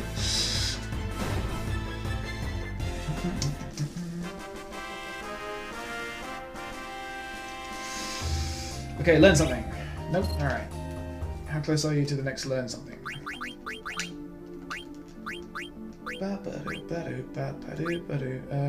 dokie. Oh, the okie dokie dokie. I changed schools a lot. I had random years of French, German, and Spanish, so I know pretty much nothing of it. Yeah. Someone once put forward an idea to me, which I'm still not entirely sure I agree with. But he said, eventually, if school continued for the rest of your life, you would know absolutely everything about nothing. Because primary school, you learn a little bit about everything. Secondary school, you learn a bit more about most things. College, you pick, say, 5 subjects and learn in deep detail about those. University, you choose 1 subject, maybe 2, like major, minor in America or whatever, and learn almost everything. You do a PhD and you choose 1 part of 1 subject and learn something that no one else has learned before. If you went a step forward, you would have to know everything there is to know about nothing. Syntax to me means something different because I'm a programmer. No, it actually means the same thing. If you are a programmer, then that's fantastic. You will know more about what I'm talking about. Because a syntax error is where the line of code that you've written, it doesn't understand how to run that line of code because something is in the wrong place and it doesn't make a full loop. And it's exactly the same in words. It's like sentence starting wrong round way me.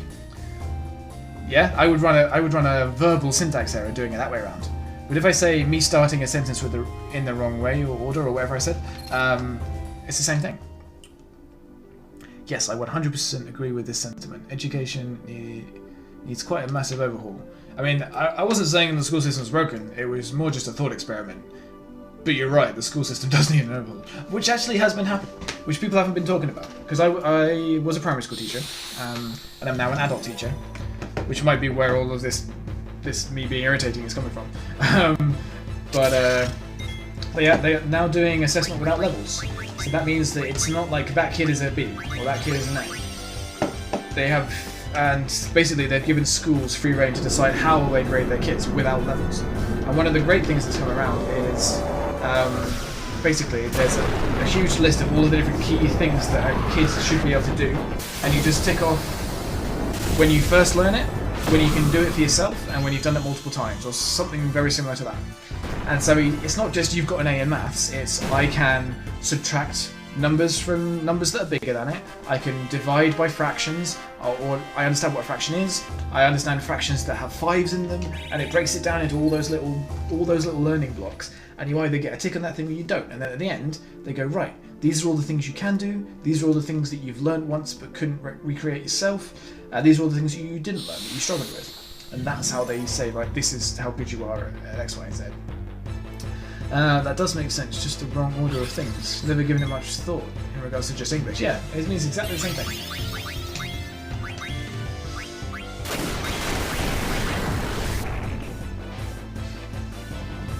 Oh yeah, I think we've noticed this when we get school reports through. We have a 7-year-old doing this. That's cool.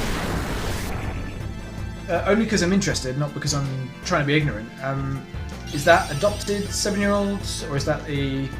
One of you had a kid and then broke up and then you got together? What's... Because if you guys have been together 8 years and the kid's 7, that means the kid was born when you guys were together? If I'm digging up shit, then I'm real sorry. I'm just trying to make conversation. But tell me about your kid. Tell me what you're comfortable to tell me about your kid. That's what I'm saying. And also wish them luck for their SATs.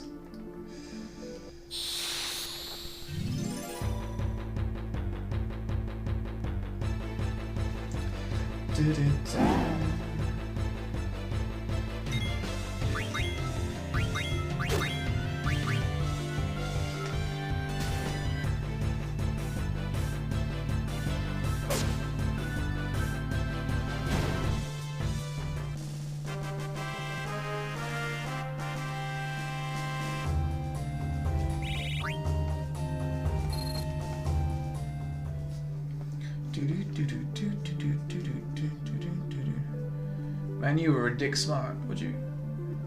How am I ridiculously smart? What, because I could take 7 away from 8? What do you mean? Again, I'm always open to compliments, but explain yourself, what do you mean when you say I'm smart?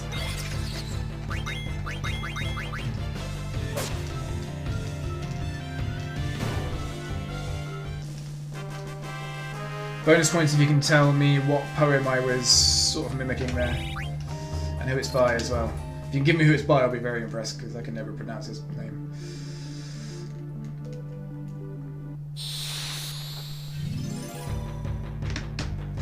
You have an insane amount of stuff. I mean, again, I don't know what you're using for evidence with this. It sounds like I'm fishing for more confidence. I'm not. I genuinely am like... What did I say? Not even a slight clue of what poem. I mean, I can recite the poem to you, if that'll help. It's the, Oh, here's an interesting thought before I start. Sorry, I just yelled at the mic. Does singing songs violating copyright also work for poetry? Anyway. Explain yourself, what do you mean when you say I'm half-caste? You mean when Beethoven puts black keys and white keys together, it's a half-caste symphony. That is probably grossly misquoted, but that's pretty much the poem that I'm going on about. You will probably have heard it. I think it's like Zachariah... I'm real bad. I'm real bad with names of things. So do you mind if I ask, are you a teacher? I mean, I kind of already told you that I am. So no, I don't mind you asking that thing I just told you. Ask again. It'll be the same answer. Or maybe I'll fuck with you. Maybe I'll tell you a different job role, and then you'll think I'm a spy that can't get his life together. Yeah, I used to be a primary school teacher, and I'm now a learning and development advisor, which is basically a teacher for adults. So I teach people how to do their job, rather than teach kids how to do life. Totally fine. She is technically mine, from a previously not really a relationship. It was agreed from the start I would raise a little one. I met Goonie a few months before she was born, and he was cool with the situation, and we've ended up raising her together. Oh, cool. Hang on, let me do the math. So, a few months before they were born. So, you've been together 8 years. You may have been generalising, maybe it was 7.5. The kid is now 7 years old, but again, they could be for the full-time relationship. So, mathematically, no one cheated. Excuse me. I'm just checking, you know, because this is like the black of hair, gold of hair. It's an affair. I'm teasing. I'm sorry. It's more that you are very in-depth with almost every topic and are very astute. I mean, I just always think I'm right, so I talk confidently. That doesn't mean I'm always right. But, you know, look stuff up, and if I get stuff wrong, let me know. But if you don't let me know, then I'm going to assume I'm always right. I'm joking. Sorry, I'm flicking between Kinko and yourself. She's in a boss fight. Oh, is she playing God of War? Or is she on Dark Souls? And also, don't apologise for watching Kinko, she's a great streamer. Say hi from me and it'll freak her out. Not freak her out, but she might at least acknowledge my existence. Somebody noticed me! Haha, yeah, you do the math, plead. Plead do math. Work out when our anniversary actually is. It might not be 8 years. Well, that's the thing. If I'm going with bad math on your part, then how the fuck am I supposed to get it right? That ain't fair, bruh. That ain't what you call fair.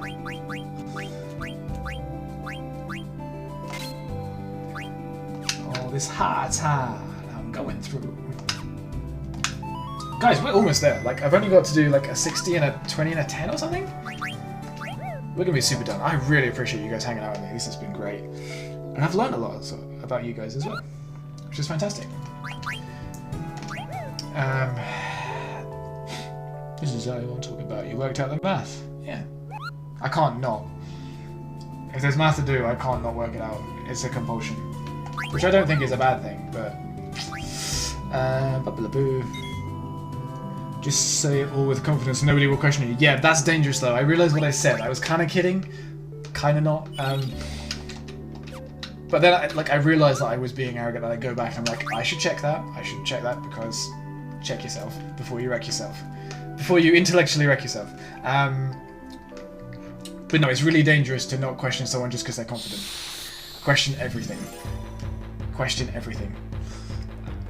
Because it's so much like, especially on social media, where one thing is said by one person with no like facts or figures or references or citations or anything, and people go, oh my god, and they react to it. They don't go and research and see if it's true first. They just go, they said this one thing, that thing is now got to be true because someone said it. And they don't even if they provide evidence and it's fake, they don't check and see whether or not it makes any sense. And they're just like, oh, that's the truth. And this is, you know, huge like internet storms. So this is how all this xenophobia stuff comes around. It's real, but it's just not healthy. So question everything. It's not a bad thing. And Dark Souls. Okay, she's fighting the two princes. I've never played a Dark Souls game. I don't think I should, because it would be bad for my blood pressure. And if I was to stream it, then people would not want to watch me because I have a creatively foul mouth and a really bad temper.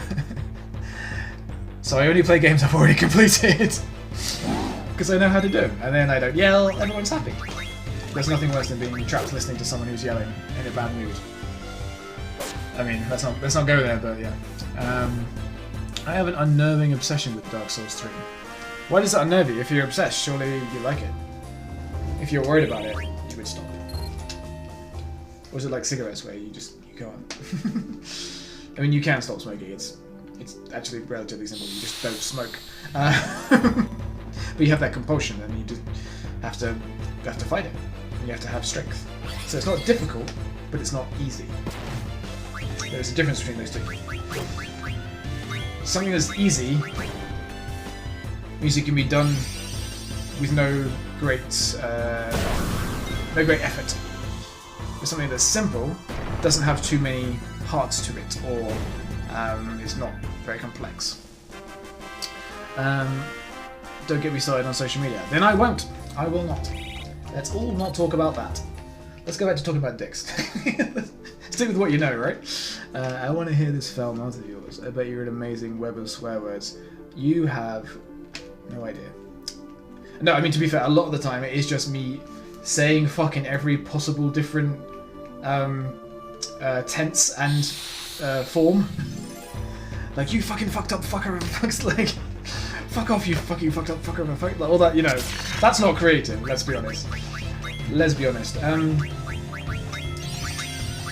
But it is fun to say. I wish I could quote that bit from The Matrix. I think it's the third Matrix. The Matrix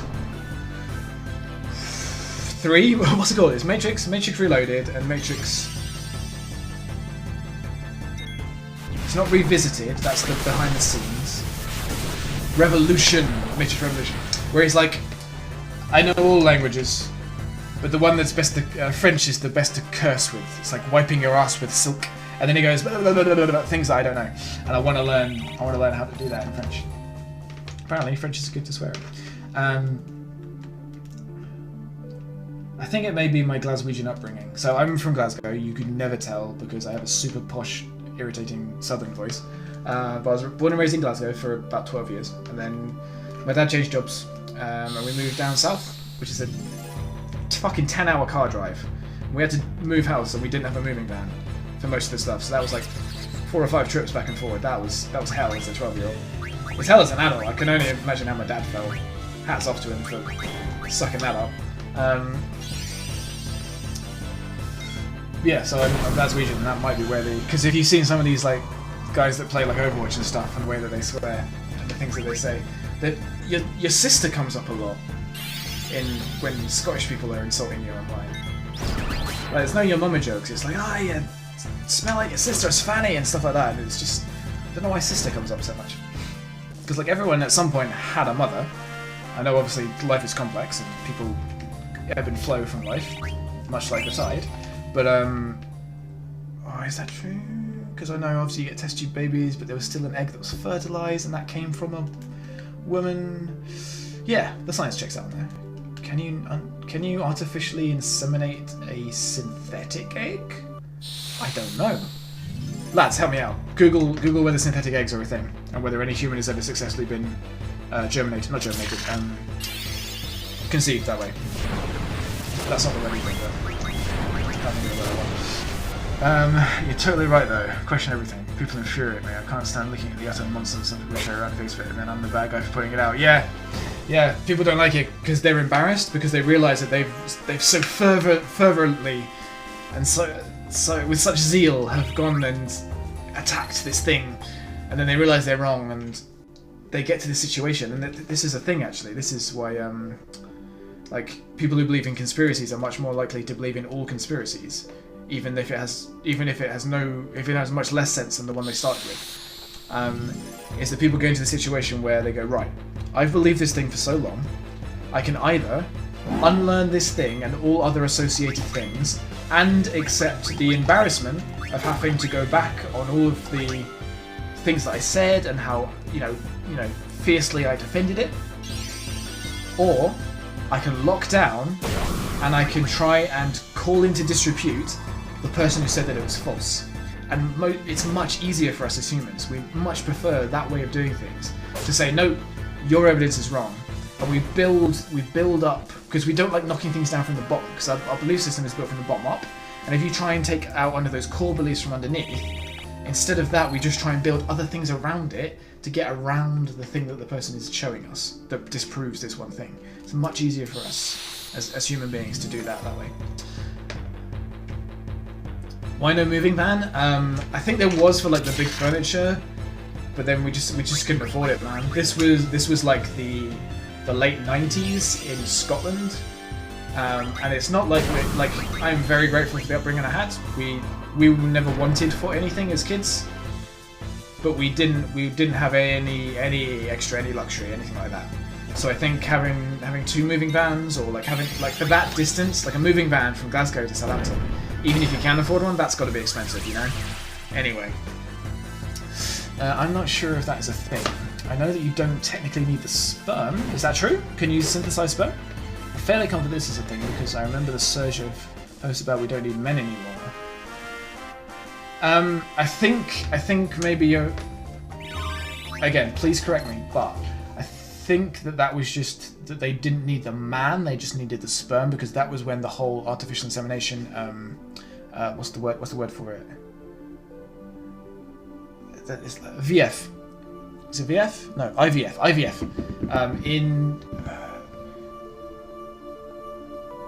Internal vaginal fertilization or something like that? I'll probably get that wrong, yeah, but it's when IVF came out, and they're like, we don't need the bloke, we don't need the penis, we don't even need what's attached to the penis, we just need the spermies, and then we can make people. So I think that's what that came out with, the whole we don't need men anymore thing was going about.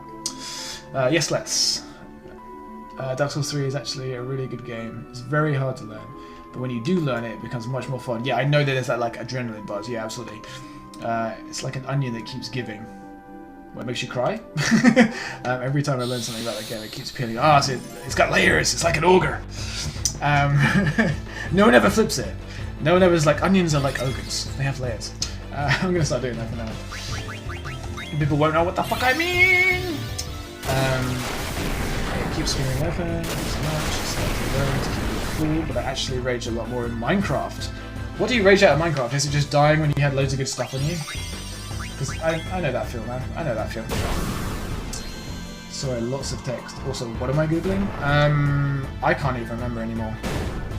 I think we already answered it. It was whether or not... the only thing I asked you guys to Google was whether or not you can have artificial sperm or eggs, synthesized sperm or eggs. I don't think you can. The process can be synthesized. I don't think the genetic material can. Because where would you get genetic material other than from something with genes? Another coffee? Dude, it's been like half an hour. You wanna slow down there, I might have to cut you off. Okay, so it wasn't quite right. Apparently what I am on about is the thing where they can now make an egg from 3 sets of DNA. One of them does need to be the blokey part. Nice. He showed me his blokey part. That's exactly what you rage at, yeah. It's super frustrating. But you know, don't go digging up when there's lava and you've got your good shit on you. You know? Don't dig down either.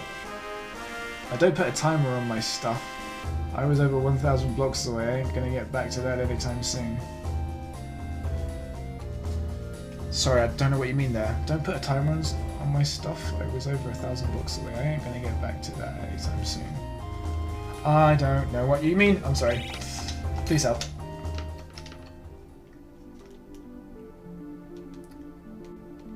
It's annoying as cheese.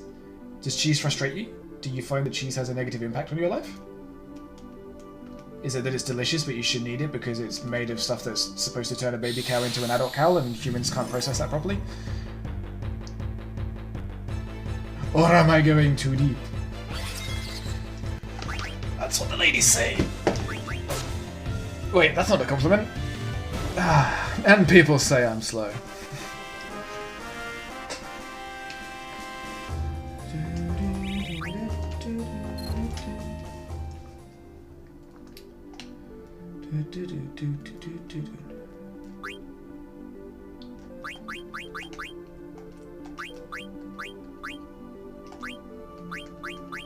Ah, cool, we learnt the chest thing, right. Locomotion, double 10s and a 15, so survival best, yes! Done all the amulets? You heard me. You f***ing heard me. Let's save, because I've done that in a while. Sorry, the timer is something that annoys me on Minecraft? Or in Dark Souls? I have no beef with most cheese. You can have beef and cheese together, what's the problem? Lol, I am the trolling you. Some cheese does offend me. Like, nasally? It offends your nasal? Hopefully it doesn't offend your navel. That'd be odd. But Philly steak is delicious. Is that just Philadelphia on steak? Like Philadelphia cream cheese? because that feels like it ruins both parties. My dad had a jar of blue cheese in the kitchen that I swear kept growing back.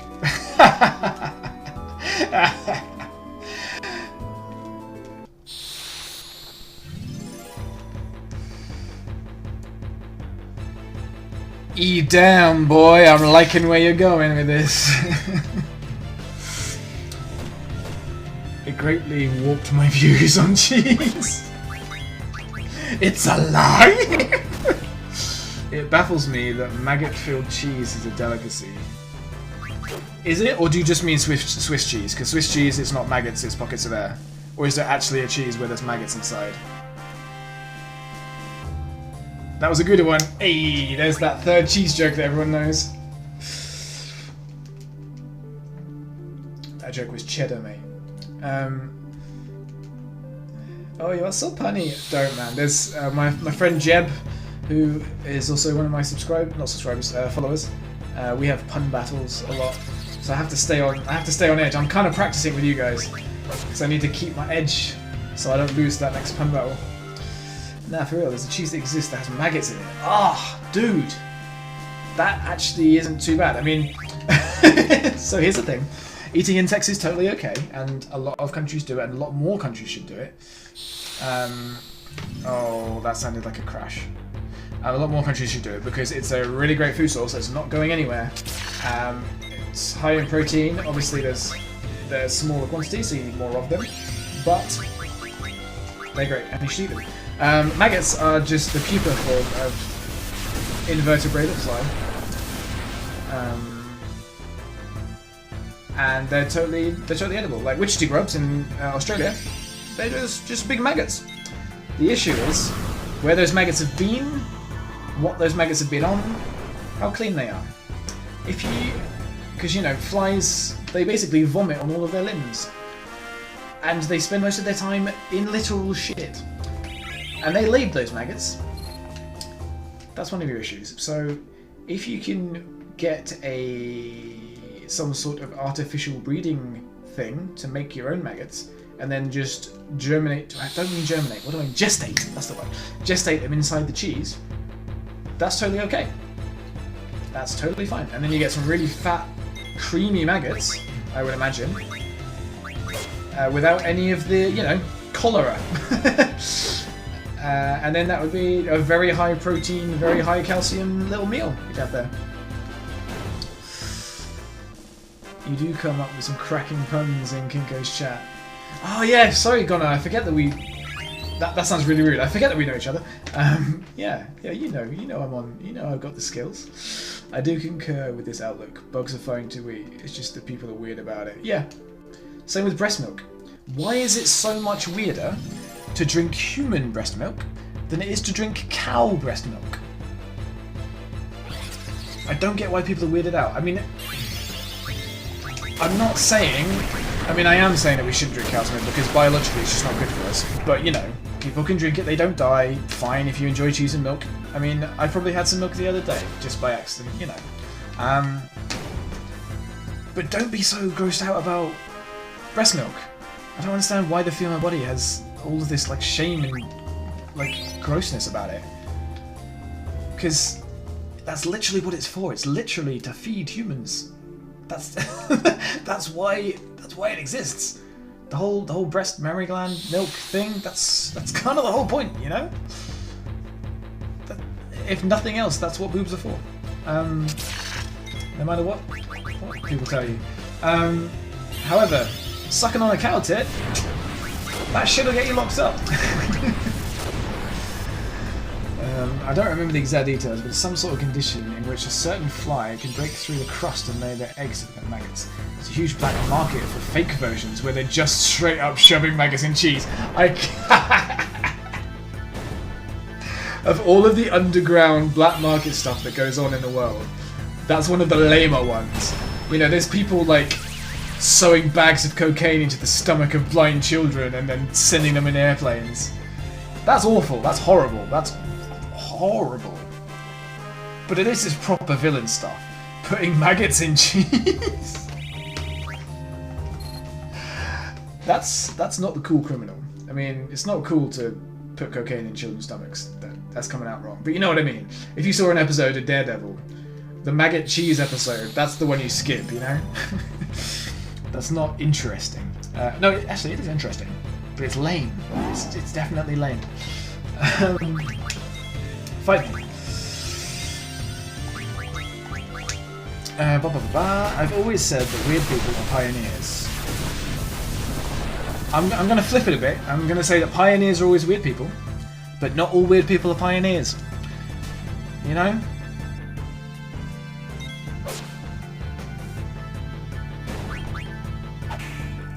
There are some weird people that just really like to lick other people's elbows. They're not progressing science, culture, anything. They're just a weirdo. You know? So yeah, all pioneers are weirdos, not all weirdos are pioneers.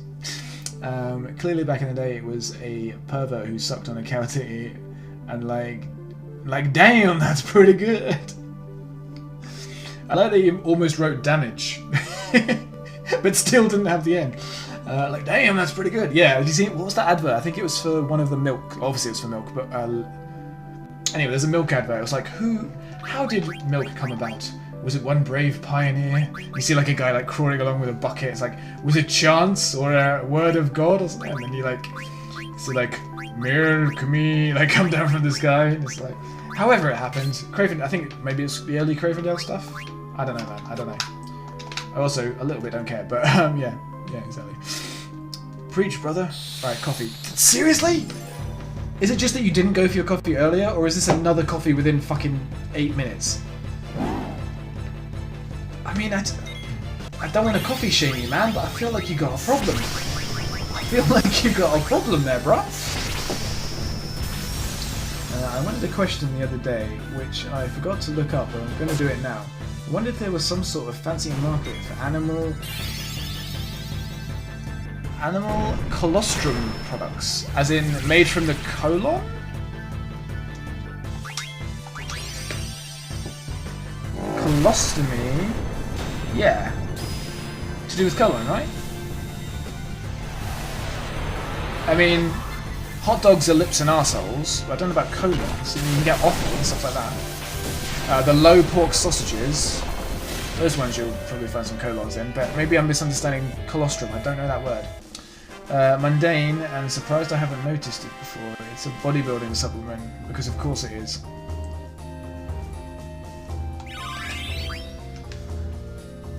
What?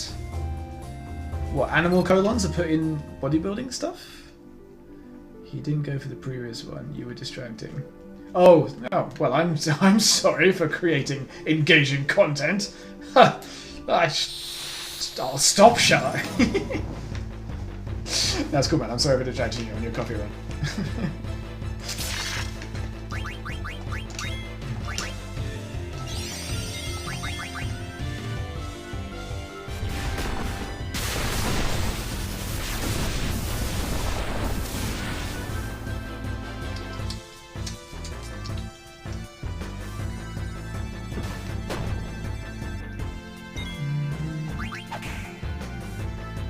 Oh, dude, I thought these guys would be dead. I thought they'd be super dead.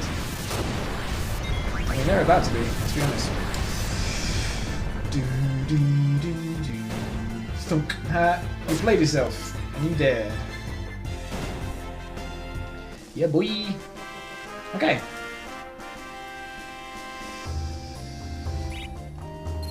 Wait, did he not learn it?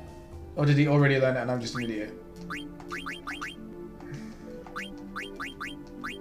Oh, yep, I wasted that fight. 30, 10, 30, 10. Okay, so let's get the old 30, 10 out. Yeah. And I think that, no, almost. So, let's 10 up. Bling blong, blang blong, bling blong, fling flong flang. Well, now I need to look that up too. But no, colostrum is a part of the milk that's full of the stuff that helps the immune system and whatnot. Ah, okay. See, you're teaching me stuff now. But yeah, that builds a cow's immune system. That doesn't necessarily beat our immune system, because they're very different things. And immune systems are very delicately balanced beasts. Much like the cows themselves. Also, cow tipping is a myth. Doesn't matter if a cow's asleep, its knees are locked. You have to be very strong to push a cow over. That's the thing I learned. No such thing as cow tipping.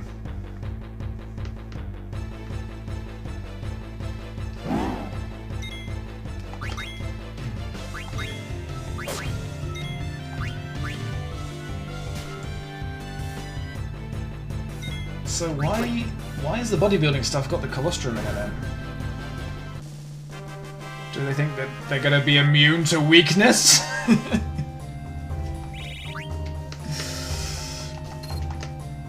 I'm immune to not lifting. But then again, when did I expect any sense from bodybuilding supplements? It's just a whole world of stupidity.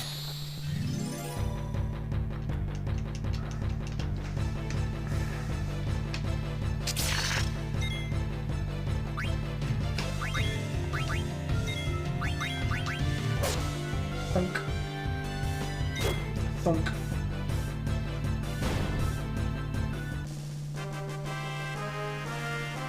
I'm nervously awaiting your results, Nick. I was reading about how cow tipping being a myth the other day. The comments section was full of people claiming they'd done it. Yeah, see,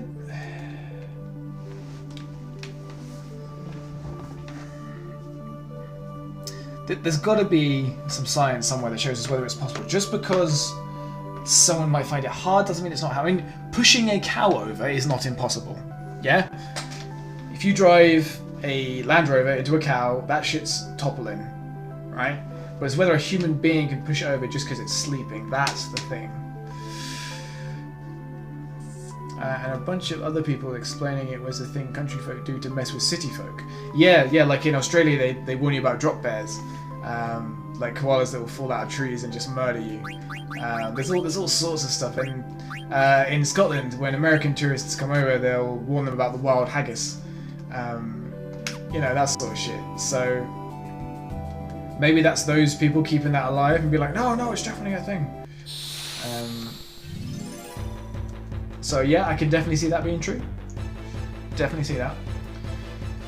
Yeah, I think the thing that people have the issue with is the science of just because it's sleeping doesn't mean that it will fall over easy and won't wake up, you know. So I think we need some clarification on the issue. We need to do some fact-finding mission. Not by pushing a cow, because that could just be I'm not strong enough, but we need to see a paper on cow tipping. That's what I want. I don't think you're ready for this, Jelly. I don't think you're ready for this. I feel like it could be done, maybe with multiple people. Yeah, then that's the thing. They're not saying that you can't push over a cow. It's just that one person can't just like tap a cow and it fall over just because it's asleep. That's the issue, I think. And yeah, if you look at the axis of a cow, like let's physics this, right? So imagine a cow stood on all fours asleep. And the pivot point is going to be the legs on the right-hand side if you're pushing from the left. Wherever you apply that force, it has to tip up onto those two legs. And then the knees are locked, so it goes up on them. However, you've got to think about the hips as well, because it's just the knees that are locked, not the hip joint. So it's not rigid all the way up. So you push it, that's going to turn, and you'd have to be able to get your force over those right, if you're pushing from the left, those right two legs. So you would have to be able to apply your force over that, and you have to start moving your hands underneath the cow, and then you'd have to basically be lifting a whole cow's weight up and out at 45 degrees. So yeah, it's bullshit. It's got to be bullshit. with these calculations I've just done in my head. No, I mean, yeah, let's look at the physics, but I'm pretty sure, having thought about it as an experiment, the application of weight just isn't there from one human being. Because even if you're lifting half a cow, who the fuck can lift half a cow? Yeah? I'm fully picturing you at a whiteboard drawing a cow diagram. In my head, I basically am, man. In my head, I basically am. Actually, speaking of that, You said you had a 7-year-old. Here's the thing that I'm planning on doing with my streams, right? I'm gonna make a stream that is like... It's a bit convoluted. Bear with me. It's basically a video games-based educational thing for kids, where I basically just have Microsoft Paint up on one screen. Sorry, let's get going. Microsoft Paint on one screen, and I just explain how shit works. That sounds a bit arrogant, like I know everything, but I'll research this stuff first, obviously. And it could be like an after-school thing, where, because at school, and I've been there both as a kid and a teacher, sometimes you just don't care about stuff because it's not, you don't see the application, or they don't make it interesting. And also they then make you like do homework about it, which is important because you have to apply your knowledge and you have to give evidence that you've understood it, and you have to, like, writing it down is actually cognitively makes you remember stuff more anyway. Just having something where I can just be like, here's some fun facts, take away whatever you will, maybe this helps you with your homework. That would be the thing. And the way that I structure it would be based on Civ 5. So Civilization, if you haven't played it, if you have, shut me up, but you probably won't have time before I've said it all anyway. Civ 5 is a tech tree, and it's like archery, agriculture, pottery, you know, all that, you know, writing and math, arithmetic, and then it gets onto lasers and weird stuff like that. So each thing of the tech tree would be 1 week's worth of content. So you'd learn, first of all, how does agriculture work, but only on the level of, like, you know, this is how plants are fertilized, this is how a seed goes into whatever it's going to be, this is what a fruit means, this is how fruits get into the ecosystem, and then this is how farming works, this is the basics of it, like, this is when you plant certain things like that, you know, go into that sort of detail.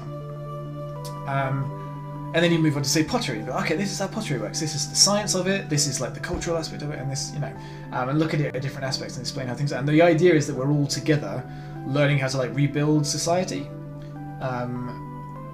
Yeah, that's sort of the concept that I'm playing with. So it'd be really good to get your guys' feedback as to whether or not you would sit and watch that with your 7-year-old at any point, and if you think that would make a good stream, because that's kind of where I want to take like the bulk of what I do on my channel. Obviously, I'm still going to play games and talk about dicks with you guys, but when the kids go to sleep, you know? So, like, yeah, it'd be like an early evening thing on maybe like Sundays and Thursdays, because those are the night when people are rushing to get homework done, and maybe it's relevant, or I don't know, maybe that's distracting, I don't know. Did he learn another thing? Oh, yeah, okay, cool. Need to keep going, that's fine. Yeah, so please, let me know.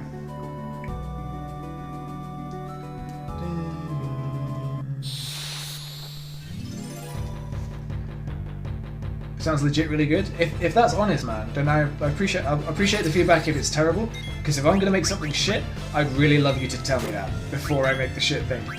That'd be great. But if that legit sounds good, then that'll probably be what happens next on my stream.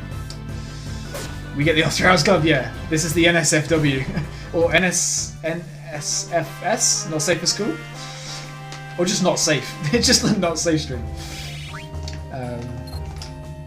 Actually, no, hang on. Talking about penises is not unsuitable for children. It's the stuff around penises, not physically the stuff around penises. That's just hair. Let's be honest, and maybe some spots, but see a doctor. Talking about penises, it's not taboo for kids to know. They need to know it early on, because otherwise they get terrified by it when it's there. They start to treat it as this dirty, sexy secret that when they get older, they're like, ooh, I want to be rebellious because I want to know about the thing. And sex is this bad thing, and then you start getting these guilt complexes and all sorts of shit, just because we're too afraid to sit down with a kid and go, that thing that you've had all your life, that's called a penis. There's two things it does, you know what I mean? It's just science. And yeah, anyway. We've just started letting her watch YouTube, very strictly pre-vetted videos, because oh lord, we are internet generation, we know what's out there. Yeah, no, good parenting, well done. Sorry back. Hang on, I'm gonna read the chat 2 secs. I mean, if you live in the same house, maybe just talk to each other. But, I joke, I kid. But seriously, communication's key. Yeah, we were just talking about a stream idea I had about basically sort of running it like a TED Talk for kids, but like learning how to rebuild society. I'm summing it up maybe in a crap way, but I'm sure that Nick can catch you up.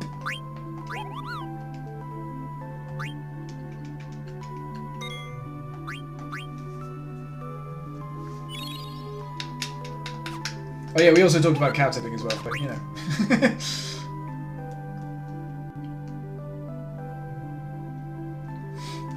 Yeah, it's a huge struggle as a parent to have those chats, but very necessary. Why is it a struggle though? And this isn't me having a go at you and not picking you out or personally attacking you. So I'm sorry if that's how it sounds. But why is it so difficult? Because if you would try to explain it to me right now, I bet you would nail it. I don't think there's anything that you don't know. You know? Because I think the reason that we think that it's a problem is that we think that when we say a certain thing that has connotations for us as adults with all the things that we know, that those connotations are just gonna appear in that kid's mind when we say them. So if we talk about, oh, you know, the man puts the penis in the lady's vagina, or in the wherever, you know, wherever you want to stick it. But no, that's the thing. That's the thing. You're talking first of all about how human beings reproduce, about anything reproduces. You're not talking about sexual preferences to begin with. So you don't need to say, oh, but you know, some people like to do this with their body, because that is, I mean, not a sexual fetish in that it's bad, but even just like oral sex is a sexual fetish. That's not how you make more humans, yeah? So you don't need to worry about specifying that, because this is all new to them. They can learn that other stuff some other time when it becomes appropriate, if ever. If that's ever something they want to do. But right then and there, you just have to say, you know, that goes in there, semen comes out of here, that fertilizes an egg, it becomes a baby, and it pops out the other side, which is very painful and all that sort of stuff. Maybe don't scare them, but you know what I mean. Like, just you don't have to say everything. You can say just enough that they understand. And then the next step, you know what I mean? It doesn't have, the words don't have to be scary, you know? That's my opinion. I know people have very, very different opinions on that, and I think it's completely inappropriate for them to ever know, but I just see it cause so many problems in society, and I don't see the problems that it would cause by just being not blunt. It's not that you're talking to your bar friend, you know, it doesn't have to turn into a builder's yard, but it's, you know, just like you wouldn't describe gravity the awkward way that we describe sex, or you know, what's the better example? Like the water cycle. You'd be like, you know, water gets hot, it goes up into the air, it makes clouds, it gets so heavy that it comes back down again, runs down the mountains into rivers, and we drink that and it's fine. You wouldn't be like, oh yeah, well, Earth. So when a thing gets warm, it starts to like move the particles, and some people like to move. Why would you make that awkward? You just say the thing how it is. I don't know. Maybe it's because I'm a teacher, not a parent. But I feel like if I did have a kid, I would just be upfront with the motherfucker. Ooh, hang on. Calling a kid a motherfucker, that's not okay. Maybe it's not ever okay. Maybe I should just shut up. Maybe that's a thing. Oh cool, we're all done on body stuff as well. So actually that means now that I can... Let's get out of here and go to here and optimize, equip, pair it up, and equip, no, optimize, equip, pair it up, and optimize, equip, pair it up, and then Jamina's boots, so we go optimize, equip, Jeremy does boots. Awesome sauce! Where do we get to? I think it'd be a great stream idea. Kids ask like 10 billion questions a day, right? So there'd definitely be like chat interaction, even if it's just parents asking us questions. And then I can answer those, and that just gives me stuff to talk about. And they often don't have a quick answer. I literally had the questions the other day. So how did people make stuff when there was like nothing? Usually right before bedtime. Yeah. So so trying to say, you know, well, at some point, some clever pre-humans decided that tools were a great idea, and then so they used just sticks, and they saw, oh, rocks are harder, but they're not the right shape, so we tied them together, and then there's axe made, and then they used those axes to cut down trees and cut the trees into smaller bits, and then they can make houses, and then etc. But then it depends how much detail the kid wants, doesn't it? And then they ask more questions. And how do they tie it together? Oh, well, string wasn't just a thing, so they had to get plant fibers, so they stripped the plants away and they tied little knots with those. Then as it got better, they started to find things like silks, and then yeah, you're absolutely right. Right before bedtime as well. There is no human being that has more shit to do than a kid that's just been told it's bedtime. You speak so much truth. Have you ever considered becoming PM and sorting out the country? That's a lot of stuff. That's a lot of stuff to try and fix. And it's not the Prime Minister really that makes the decisions. Like, it's all of the members of Parliament have to vote on the things that go forward. So you basically just have to be convincing enough to get your ideas to go forward. And also, I don't know enough stuff to make the country great again. The stuff that I know isn't the stuff like. Sure, maybe if I was being super arrogant, I might say that I could run for like the minister of something, like I don't know, fucking education or whatever, or maybe just be an advisor in that, you know. But no, I definitely don't know enough things. I mean, you could argue neither do any of the PMs we have right now, but nah, I'm never gonna say that would be, and I wouldn't want that much responsibility, man. That's a heckin' right there. That's a heckin'. With great power comes apparently no responsibility at all. It's the other people that ruin it for us. I'd be 100% blunt and get out reproductive diagrams and everything, but then I'll worry I'll be called in for a chat because the kid is telling other kids about how willies work. I mean, you might be, but fuck that guy, because your kid knows something that all kids are going to have to know eventually. He doesn't know anything inappropriate. If he knows, you know, how an egg is fertilized. What you may do to be considerate to other parents, because they might have decided to raise their kid another way, is to say to them, you know, this is a really interesting thing, and you really want to tell your friends. Some of them don't know this yet, and some of them can be a little bit scared when you talk about this stuff, because it's quite complex. So if someone, if you go to school, you don't have to hide it, but maybe don't make it the first thing you say. And of course they're going to go and tell everyone straight away. But you know, I also don't think that's a bad thing.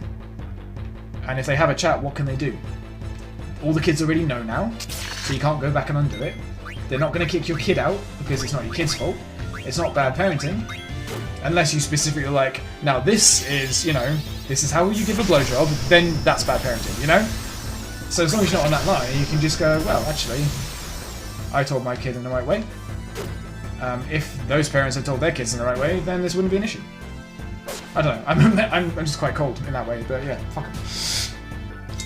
It is actually a really good idea. Parents always want TVs and computers to babysit them, so you have the good picture distracting and learning. Yeah, exactly. I mean, if kids are going to be learning from TV, and oh shit, that's a lot of pressure and responsibility, but at least they might be hearing something that isn't, you know, MTV, you know.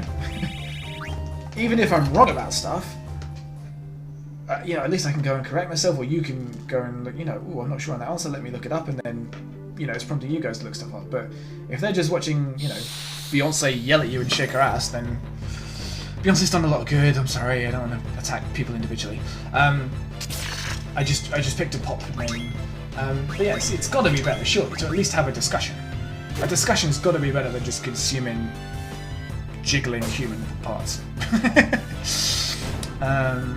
Right? It's basically, hey Dad, can you explain the entirety of human history to in 5 minutes, thanks? Yeah, exactly, yeah. I mean, a little bit they do it intentionally because they don't want to go to sleep because life is far too fucking exciting.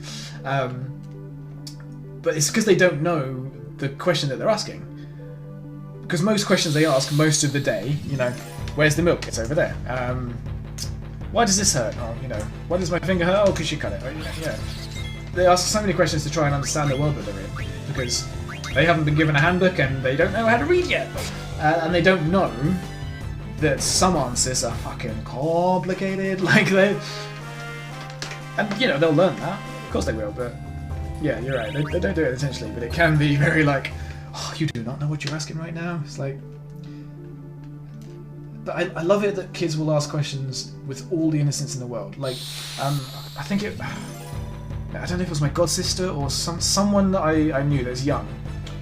Just said, and this obviously is completely innocent because they just want to understand how the world is. They said, how come that person's a different colour? And that question, in and of itself, is innocent. And there is a correct scientific answer, which is, you know, skin pigments develop differently because of the amount of melanin that they had to produce in, you know, way back ancestor time, and then that gene is passed on by having that skin color. And but you know, there's obviously I'm rushing through that, but it's perfectly logical. It's just, you know, people adapting to the environment that they're in, and then genetic preferences. What's the word I'm looking for? Genes being passed on to kids. There you go. That's why the person's a different colour. But when they say that, there's so much, and this is human beings. There's so much like history and all this baggage, this attachment to that question, that the parent feels awkward because they're like, whoa, you know, if an adult said that, that would be, you know what I mean? It's tricky. We totally agree with you, but other parents are dickheads. I mean. Yeah, I guess every parent thinks they're doing it the best way? No, every parent knows that they could do better, but they always think other people are doing it wrong. It's like the worst way around. She's a warrior. Make her a warrior. Like W-A-R-R-I-A-R? Fuck, I forgot that. No, I-O-R. Ugh, I forgot to spell. As well, so a science lesson can often backfire. She was a freak out about black holes the other day, shouting into us in the middle of the night, "What happens if a black hole is near Earth? Oh god, here we go." I mean, to be fair, her outcry is legitimised. If there was a black hole, that'd be it. But then you have to start talking about whether or not death is a bad thing, because is it bad to be dead? You kind of just stop feeling and thinking, so there's no pain, there's no worry, you're actually free from everything. But you don't want to encourage them that you should then go and die, because that's not a productive way to have a life, and it'll cause a lot of sadness for people left over. But is that their responsibility? And actually, would it be better if all humans go? And then you're like, whoa, hang on, we've gone too far. So yeah, so her outcry is legitimised. You just need to, yeah, sorry, I'm not telling you what to do. Obviously, the thing that you would then do is reassure her that there isn't one, and they're not the sort of thing that just appears. And if it did, you're right, there wouldn't be anything we do about it. But because there's nothing we can do about it, there's no point in worrying. That's the problem I feel society warps innocence, and we can't perceive a child's innocent as innocent because society will. Yeah, exactly. Your perception is warped. Like, an individual's perception is warped on something. It's not all warped in the same way, and not everyone is affected. But yeah, you're absolutely right. Because I've had a certain life experience, and I know what certain things imply to other people, all of that baggage comes along with it when I hear that question. And it's taking that time, and it's really difficult. It's taking that time to think, hang on, they don't know that, and they don't need to know that just yet. So I'm just going to answer the question they asked. I'm speaking from experience. I'm not trying to be patronising, just because obviously I had to train on how to speak to kids and answer the question they're asking, not the question I hear. That was something that's it's difficult. It's difficult to do. Ooh, how long have we got left on this this game that we're apparently playing? 8 left. Shit, guys, that flew by. Was that 2.5 hours? I think it was half an hour when you guys joined, and the time has just flown. We're probably going to raid Kinko once I've... No, fuck it, no, I said I was going to do story, and I will. And you guys are still here, so let me know when you guys think about going to bed, because it's... it seems to be... you, me, and Dupree. She goes back and forth on religion and death. Very interesting debates about the meaning of life for the child. Absolutely. And they bring such an interesting perspective as well. Yeah, there's a legitimate... so there's like stages of development with kids. Psychologically and also like skill-based. So, you know, they talk about the age that they should be talking, the age that they should be walking, the age that they should be standing up, and so, all that sort of stuff. And when they should start knowing their own name and all that sort of thing. And there's also a psychological one where they learn about death and mortality and how they deal with that, and they become obsessed with it, not because they want to die or they want to kill everything, but because it's kind of a huge deal, you know? Like, it's one of the a question that we will probably never be able to answer in the, you know, what exactly will I experience when I die. We're never going to be able to get a first-hand account of that, I don't think. I mean, people talk about these near-death experiences and all that sort of stuff, but did they really die? Were they just... was their brain just... You know, because Here's an interesting thing. All of your perception is actually an illusion. Because, first of all, your eyes are constantly flickering, and then they taper together all those images into a seamless reel that is your perception of life. Also, there are things that your brain just assumes. Like it'll make things into faces, it brings words together, it does other things as well, where it'll miss out things which it doesn't think are important. Like from one eye to the other. Oh, you in trouble now! I'll mark you! Oh, alright, never mind. I mean, he's definitely gonna die, but... I was hoping for something that got them both. Yeah, so... Where was I even talking about? I was talking about death, wasn't I? Yeah, so there's a stage of a child's development where death is just all that they need to hear about. And religion as well... Right, I mean... I might be about to offend some people, but it's a conversation. Let's treat it as such. Religion, originally, was people trying to understand the world, which is what science is. So science and religion, at one point, were the same thing. And there came a turning point, not one specific day, it was a Tuesday when religion was formed, but there came a part when there were people who said, I understand that what I used to think the sun was this being that, and then I thought, who created the sun? And then I made this thing, and they went, oh, actually, hang on a second. That's not quite right. I can now see that the sun, although it's something more powerful than I am, even though I used to think I was the most powerful thing, it is actually a big ball of burning gas, and it's not a god. Okay, fine. So sometimes people think things are gods and they're not. Right, okay, I understand. And then, so scientific inquiry went one way. On the other side, you have faith and religion, which is no. Like, this particular theorem is the only true theorem, and I will defend that theorem until I die. And that's where that's that split. Because they used to be exactly the same thing. It was just trying to understand the world. It's like, right, who made me then? Like, I make kids and people die, but what happens when they do die, and who made me? And who put that sun there? Because I can make houses, but I can't make suns. And it seems, the days, and it makes everything and all of life, and that's really powerful, so what is that? And it was just a trying to understand things to begin with.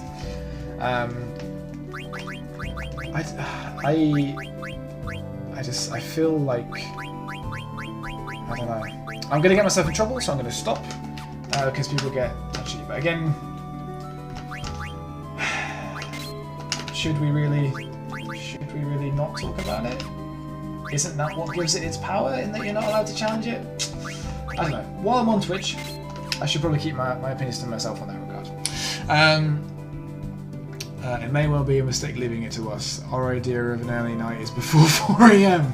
I mean, I will accept your challenge. Don't fuck with me, man. But that's cool. We're going to do some more story. But I am going to switch the stream name again, so don't disappear and fuck with me. But we have just learned all of the stuff, which is fucking amazing, by the way. Let's get my 10 up. Doodle-doo. We aren't religious at all, but schools still tend to be. Yes, you're absolutely right. They do. And you have church. What's the word I'm looking for? You have some schools have mass and stuff like that, and they sing worship songs. And isn't that a school deciding on a kid's religion? Which,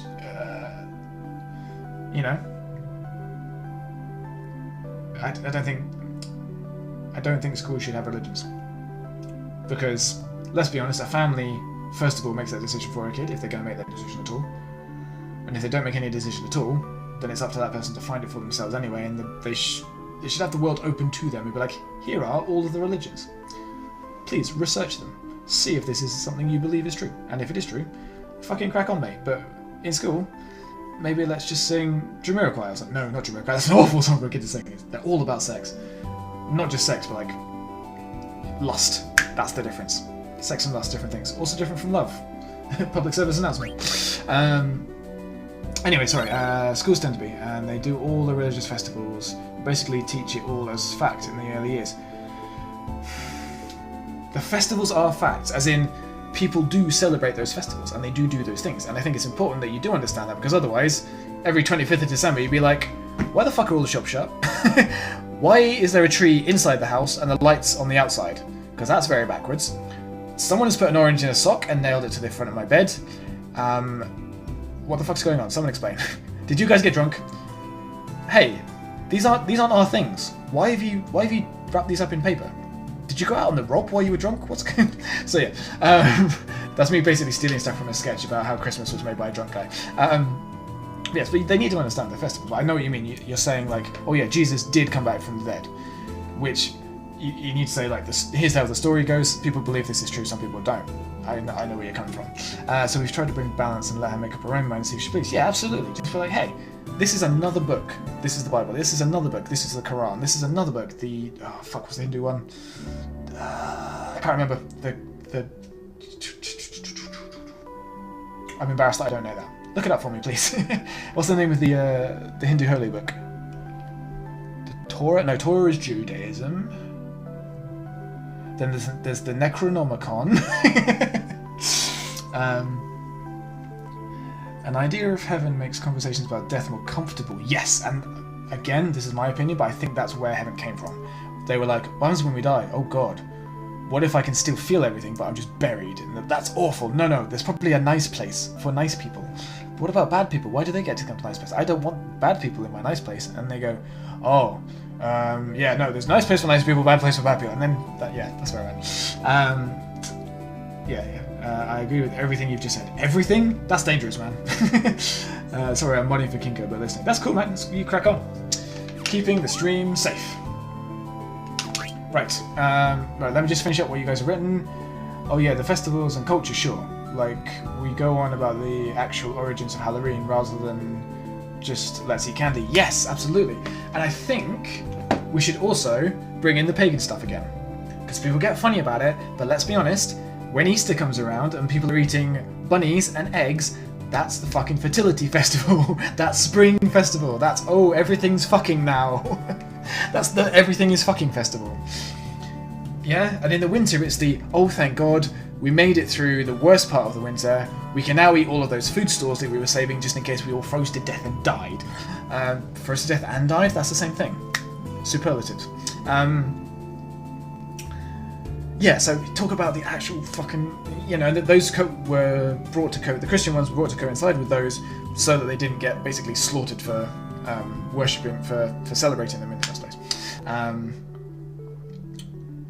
And Halloween, it's all about bashing evil spirits before the day where all the saints come out. Yeah, pagans and Druids are way more interesting to talk about. I think only because we don't talk about them.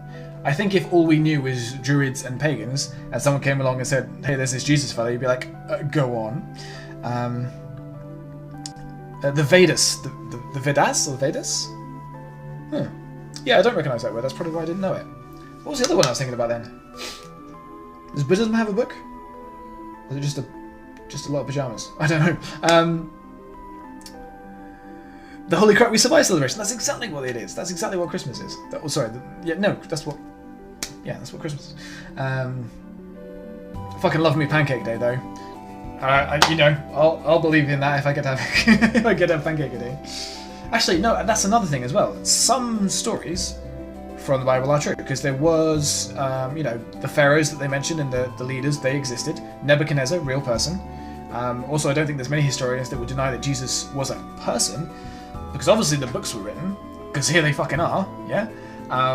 And around that time there was a person called Jesus. That's a pretty common name around in I was gonna say Arabia. That's not quite right, is it? Yeah, that between Africa and Europe a bit.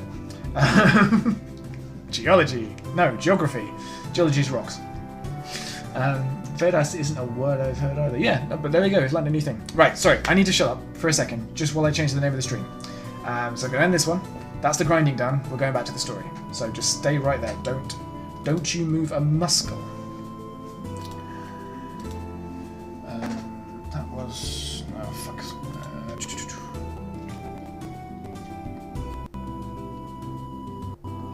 Okay, part 15.